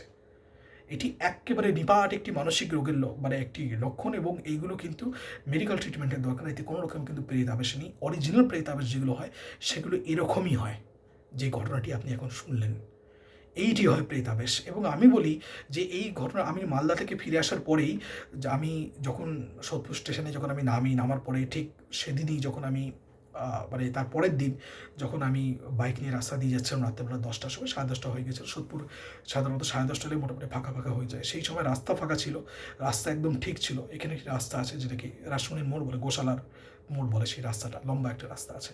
সেই রাস্তায় আমি যখন বাইক নিয়ে যাচ্ছিলাম, ধীরে ধীরে যাচ্ছিলাম, হঠাৎ করে আমার মনে হয়েছিল যে আমার ঠিক ঠিক রাস্তার মাঝখানে, মানে রাস্তাটা ওই যে 200 মিটার বা 300 মিটার যে রাস্তা আছে, সেই রাস্তাটা একটু অন্ধকার রাস্তা, ওর যে বাল্বগুলো আছে সেগুলো জ্বলে না। তো বাইকের হেডলাইটে হঠাৎ করে আমার মনে হচ্ছিল যে কেউ একজন রাস্তা ক্রস করলাম সামনে দিয়ে, একজন মহিলা বা কেউ রাস্তা ক্রস করলো। তো আমি স্লো ডাউন করেছিলাম, ঠিক স্লো ডাউন করার পরেই মানে পুরো রাস্তাটা ফাঁকা ছিল। হঠাৎ করে আমার মনে হলো যে আমার বাঁ দিক থেকে কেউ আমাকে জোরে ধাক্কা মেরে, এত জোরে ধাক্কা মারলো যে বাইক নিয়ে একদম ডিসব্যালেন্স হয়ে ছিটকে একদম রাস্তার মধ্যে পড়লাম। যদি আমি স্লো না থাকতাম তাহলে আমি সোজা গিয়ে হাইটের মধ্যে গিয়ে পড়তাম বাইক সমেত। সেখানে পড়ে আমার যথেষ্ট হাতের তালু টালু কেটে যায়, আমার কাঁধের হাতে চোট টোট লাগে এরকম। কিন্তু গুরু কৃপা ছিল বলে অসাধারণভাবে সেখানে আমি বেঁচে যাই। সেখানে আমি একদম স্পষ্ট বলছি যে এই ঘটনা কিন্তু ঘটেছিল, যে আমাকে ধাক্কা মেরেছিল, এই ব্যাপারে আমার কোনো সন্দেহ নেই। একদম বুঝতে পেরেছিলাম যে কেউ এরকম আমাকে ধাক্কা মারলো, একদম আমার গায়ে জোরে ধাক্কা মারলো, আমি তখন বাইক নিয়ে ধাক্কা পড়ে গেছিলাম জিনিসটা। এবং এর পরবর্তীকালে আরও যে দুটো ঘটনা আছে, এই দুটো ঘটনা যখন আমি বলবো তখন আপনারা বুঝবেন যে এই ঘটনাগুলো যখন আমি আপনাদেরকে বলতে এসেছি না, ছয়বারই আমার এরকম কিছু অ্যাক্সিডেন্ট হয়েছে। আজকেও যে আমি এটা নিয়ে এরকম বসে আছি না এখানে, এটা কিন্তু শেষ আমি 1 সপ্তাহ আগে আপনাদেরকে এই ঘটনাটি প্রতিস্থাপন করার জন্য, ভিডিও রেকর্ডিং করার জন্য ট্রাই করেছিলাম, তখন কিন্তু একই রকম ঘটনা আমার জীবনে ঘটেছিল। এটিকে তার কাকতালীয় বলা যায় না। যখনই আপনাদের কাছে বলতে আসছি তখনই কিছু না কিছু এই ঘটনা নিয়ে সমস্যা হচ্ছে। আমি জানি যখন আমি ভিডিওটি আপলোড করতে যাবো তখনও হয়তো এমন কিছু সমস্যা হবে আপলোডে, যাতে আমি যে সময় আপলোড করার চেষ্টা করছি সেই সময় হয়তো আপলোড হতে পারবে না। ঠিক আছে, যেন আগাম আমি আপনাদের কাছে যে সেটা ক্ষমা চেয়ে দিলাম। তবে আমি এটা বলছি অরিজিনাল পজিশনকে সেরকমই হয়। পজিশন যখন হয় না, যেমন দেখুন আজকে আমি এই ঘটনাটি যখনই আপনাদেরকে বলতে চেয়েছি তখনই আমাকে বাধা দেওয়া হয়েছে। মানে তাদের যে উপস্থিতি আছে, তারা মানে যারা যে নেপথ্যে আছে পুরো ব্যাপারটা, সে কিন্তু চায় না যে তার উপস্থিতি বা তার যে কর্মকাণ্ড, তার যে আসল যে কার্যকারণ সম্পর্ক সেটা বাইরে চলে আসুক। এবং এই জিনিসটা কিন্তু পজিশনের ক্ষেত্রে হয়। পজিশন হলে যেন আপনি বুঝতেই পারবেন না যে পজিশন হয়েছে। সেক্ষেত্রে কী হবে, সেক্ষেত্রে বারবার আপনাকে ঘোরানো হবে, ঠিক আছে, আপনাকে পাজল করাবে, কনফিউজ করাবে। কখন আপনাদের কেমন হবে ওটা তুকতাকের কেস, কখন আপনাদের কেমন হবে বাস্তু গণ্ডগোল আছে। খুব মানে ভালোভাবে অবজার্ভ করলে, অথবা একদম চূড়ান্ত সীমায় গিয়ে বহু পরে গিয়ে যখন কেস প্রায় হাতের কাছাকাছি বেরিয়ে চলে গেছে, হাতের বাইরে থেকে বেরিয়ে চলে গেছে, বা একদম শেষ স্টেজের দিকে চলে এসছে, তখন গিয়ে কিন্তু বোঝা যায় যে এটা কিন্তু পজিশনের কেস। পরের যে ঘটনাগুলো বলবো তার মধ্যেও একটি ঘটনা আছে যেখানে এরকম একটি কেস আছে, এবং মূলত সেই ঘটনাটির জন্যই আমার কিন্তু জীবনে অনেক বড় মানে যে 6টার মধ্যে যে সবচেয়ে বড় আমার যে অ্যাক্সিডেন্ট হয়েছে এবং আমার প্রিয়জনদের অনেক ক্ষয়ক্ষতি হয়েছে, সেটা কিন্তু ওই 3 নম্বর ঘটনাটির জন্যই এরকম। আজকের ঘটনাটি আমি এখানেই শেষ করবো, কিন্তু তার আগে আমি আমার কিছু অ্যানালিসিস এই ব্যাপারে বলে রাখতে চাই। যে আমার মনে হয় যে কুকুরটি ছিল, কুকুর বিড়ালের না অনেক সময় এদের ক্ষমতা থাকে যে তারা তাদের মনিবকে চিনতে পারেন। এবং আমি মেয়েটির যখন আমি তার ডেট অফ বার্থ নিয়েছিলাম, বলেছিলাম যে মেয়েটিকে ডমিনেট করা খুব সহজ। মেয়েটি এমনিতে খুব ইমোশনাল, খুব নরম প্রকৃতির, তাকে ডমিনেট করা খুব সহজ এবং মানে খুব জেদি তার সাথে। তো আমার মনে হয় যে ওই ভূমিতে প্রথম কথা হলো গিয়ে যে বাড়িতে সুইসাইড করা হয়েছে সেই বাড়ির কোনো স্ট্রাকচারই রাখা উচিত না। সেখানে ওই ভদ্রলোক ওই বাড়ির ইট দিয়েই তৈরি করেছেন। শুধু তাই না, যে আলমারিটি ছিল সেই আলমারিটি সে যত্ন করে নিজের মেয়ের ঘরে তুলেছেন। প্রত্যেকটা জিনিসের সাথে না যে সমস্ত আত্মারা ওইখানে থাকে তাদের একটা অ্যাটাচমেন্ট থেকে যায়, এবং আমার মনে হয় সেই অ্যাটাচমেন্ট থেকে সেই ওই যে অতৃপ্ত মেয়েটির আত্মাটি আছে, বা আমি তো জানি না ওখানে একজনকে দেখেছি, এক বা একাধিক আত্মাও তো থাকতে পারে। তার কারণ ওই যে ব্যবসায়ী ভদ্রলোক আছে তিনি তো বলেছিলেন যে কুয়োর ভেতর থেকে কোনো ছেলের কান্নার আওয়াজ আসতো, কোনো লোকের কান্নার আওয়াজ আসতো। তো পুরো ব্যাপারটা আমরা সেরকম জানি না, কিন্তু আমার মনে হয় যে ওই যে প্রেতটি আছে সে কিন্তু ধীরে ধীরে ধীরে ধীরে এই মেয়েটিকে বিভিন্ন রকমভাবে বশ করা শুরু করে, এবং সে কিন্তু আস্তে আস্তে, আমি যেটা বলেছি যে এই যে বডি আছে এই বডিটারা, এই শরীরটা তাকে ডিজাইন করা যে সে মাত্র একটা আত্মাকে সে ধরতে পারবে। এবার সেখানে যে জোর জবরদস্তি অন্য কোনো আত্মা তার মাঝখানে এসে ঢুকে যায়, তাহলে কিন্তু তার যে বিভিন্ন রকম শারীরিক বিপর্যয় হতে শুরু করে। এবং আমার মনে হয় যে মেয়েটির যে শরীর ভাঙা, মেয়েটির যে গায়ের রং কালো হয়ে যাওয়া, এগুলোর পিছনে, বা মেয়েটির যে সমস্ত বিহেভিয়ার চেঞ্জ, বা ওই যে সমস্ত কলসপত্রী বা কার্নিভোরাস যে প্ল্যান্টগুলো আছে যেগুলো মেয়েটির পছন্দ ছিল, এগুলো কিন্তু অরিজিনালি যে মেয়েটি আছে তার পছন্দ ছিল। কারণ মনে করে দেখুন, ওই মেয়েটি কিন্তু গাছপালা পছন্দ ছিল না, ওই মেয়েটি কিন্তু বাচ্চা কাচ্চা পছন্দ ছিল না। মানে সাধারণত সমস্ত যেগুলো জিনিসগুলো মেয়েদের পছন্দ হয় সে কিন্তু তার একটু অপোজিট ছিল। এবং কোথাও গিয়ে আমার মনে হয় যে ওই মেয়েটি বেঁচে থাকাকালীন সে কিন্তু নিজের জীবনে কিছু টুকটাক বা এই ধরনের জিনিসপত্র করতো, এবং পরবর্তীকালে যেহেতু এই মেয়েটিকে অপুকে ডমিনেট করা খুব সহজ, সে কিন্তু খুব তাড়াতাড়ি এই মেয়েটিকে কিন্তু প্রেতাবেশ করেছিল। এবং তার যে পুরো ডিটেল যে কারণ, সেটা যদি আরও কিছুদিন আমি কথাবার্তা ওখানে বলতাম বা চালিয়ে দিতে পারতাম তাহলে হয়তো জানতে পারতাম। কিন্তু আমি যখন দেখলাম যে এই ধরনের পরিস্থিতি, বা আমার যখন অ্যাক্সিডেন্ট হলো, বা ছেলেটার যখন এরকম তার বাবার যখন রক্তবমির ব্যাপারটি হলো, তখন আমার মনে হলো যে এই ব্যাপারটা না ঘটানোই ঠিক আছে। যখন মানুষ সেফলি এখান থেকে সরে চলে এসছে, আমিও সরে চলে এসেছি, ছেলেটিও রাজুও সরে চলে গেছে, তখন সবাই সবার নিজের জায়গায় তারা সুস্থ থাক, স্বাভাবিক থাক। জীবনের সব ঘটনা তলিয়ে দেখতে নেই, অনেক সময় তলিয়ে দেখতে গেলে তার অনেক ক্ষয়ক্ষতি হয়। তাই জন্য জীবনে এরকম অনেক ঘটনা থাকে না, যেখানে মনে হয় যে খুব অস্বাভাবিক জিনিসপত্র ঘটছে, যেগুলো ঘটানা সেই জিনিসগুলো ঘটছে। মানুষ খুব মানুষের একটা স্বভাব আছে যে তারা যে জিনিসটা এক্সপ্লেন করতে পারে না সেই জিনিসটার মানে খুঁজে বের করার জন্য তারা পাগল হয়ে যায়, তারা তার পিছনে দৌড়ে। আজকে এই যে হরর যে আছে, বা ভূত প্রেত, বা যা আপনি বলুন যে অকাল্ট যে সায়েন্স আছে, বা অকাল্ট বলে আমরা যে পুরো ব্যাপারটা যে জানি, তার পিছনে এত মানুষের আগ্রহ কেন? কারণ ম্যাক্সিমাম মানুষ এটাকে তারা এক্সপ্লেন করতে পারে না, তাদের বুদ্ধির বাইরে এই জিনিসটা কাজ করে। তো তাই জন্য মানুষের আগ্রহ, মানুষের বুদ্ধির বাইরে যা কাজ করে তার প্রতি মানুষ সাইকোলজিক্যালি অ্যাট্রাক্টেড হয়। যে কোনো মিস্ট্রির প্রতি মানুষ কিন্তু অ্যাট্রাক্টেড হয়। এই জন্যই থ্রিলার নোভেল এত বেশি সেল হয়। তো আমার মনে হয় যদি আপনাদের জীবনে এরকম কিছু ঘটনা ঘটে থাকে, যেইখানে আপনি দেখছেন যে আপনার কোনো প্রিয় মানুষ যার সাথে সম্পর্কে আছে তারা এই ধরনের খুব চেঞ্জ হচ্ছে, এবং সেইখানে কিন্তু আপনাদের পারিবারিক কোনো মানুষের, পারিবারিক যে সমস্ত লোক আছে তাদের কিন্তু খুব ক্ষয়ক্ষতি হচ্ছে, আমার মনে হয় যে সেখান থেকে বেরিয়ে আসাই ভালো।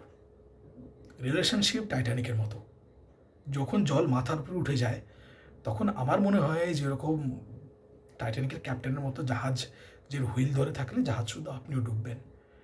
মোমেন্ট থাকতে থাকতে জাহাজ থেকে ঝাঁপিয়ে পড়ুন, যদি প্রাণ বেঁচে থাকে তাহলে পরবর্তীকালে বেটার জাহাজ আসবে। এবং যদি জীবনে কিছু অপ্রাকৃতিক ঘটনা ঘটে সব জায়গায় তলিয়ে দেখার দরকার নেই, স্পষ্ট বলবেন যে আমি এক্সট্রাঅর্ডিনারিতে আমার সাথে এক্সট্রাঅর্ডিনারি ঘটনা ঘটেছে, এন্ড অফ দ্য স্টোরি। বেশি তলিয়ে ভাবতে যাবেন জীবনে বিপর্যয় হবে।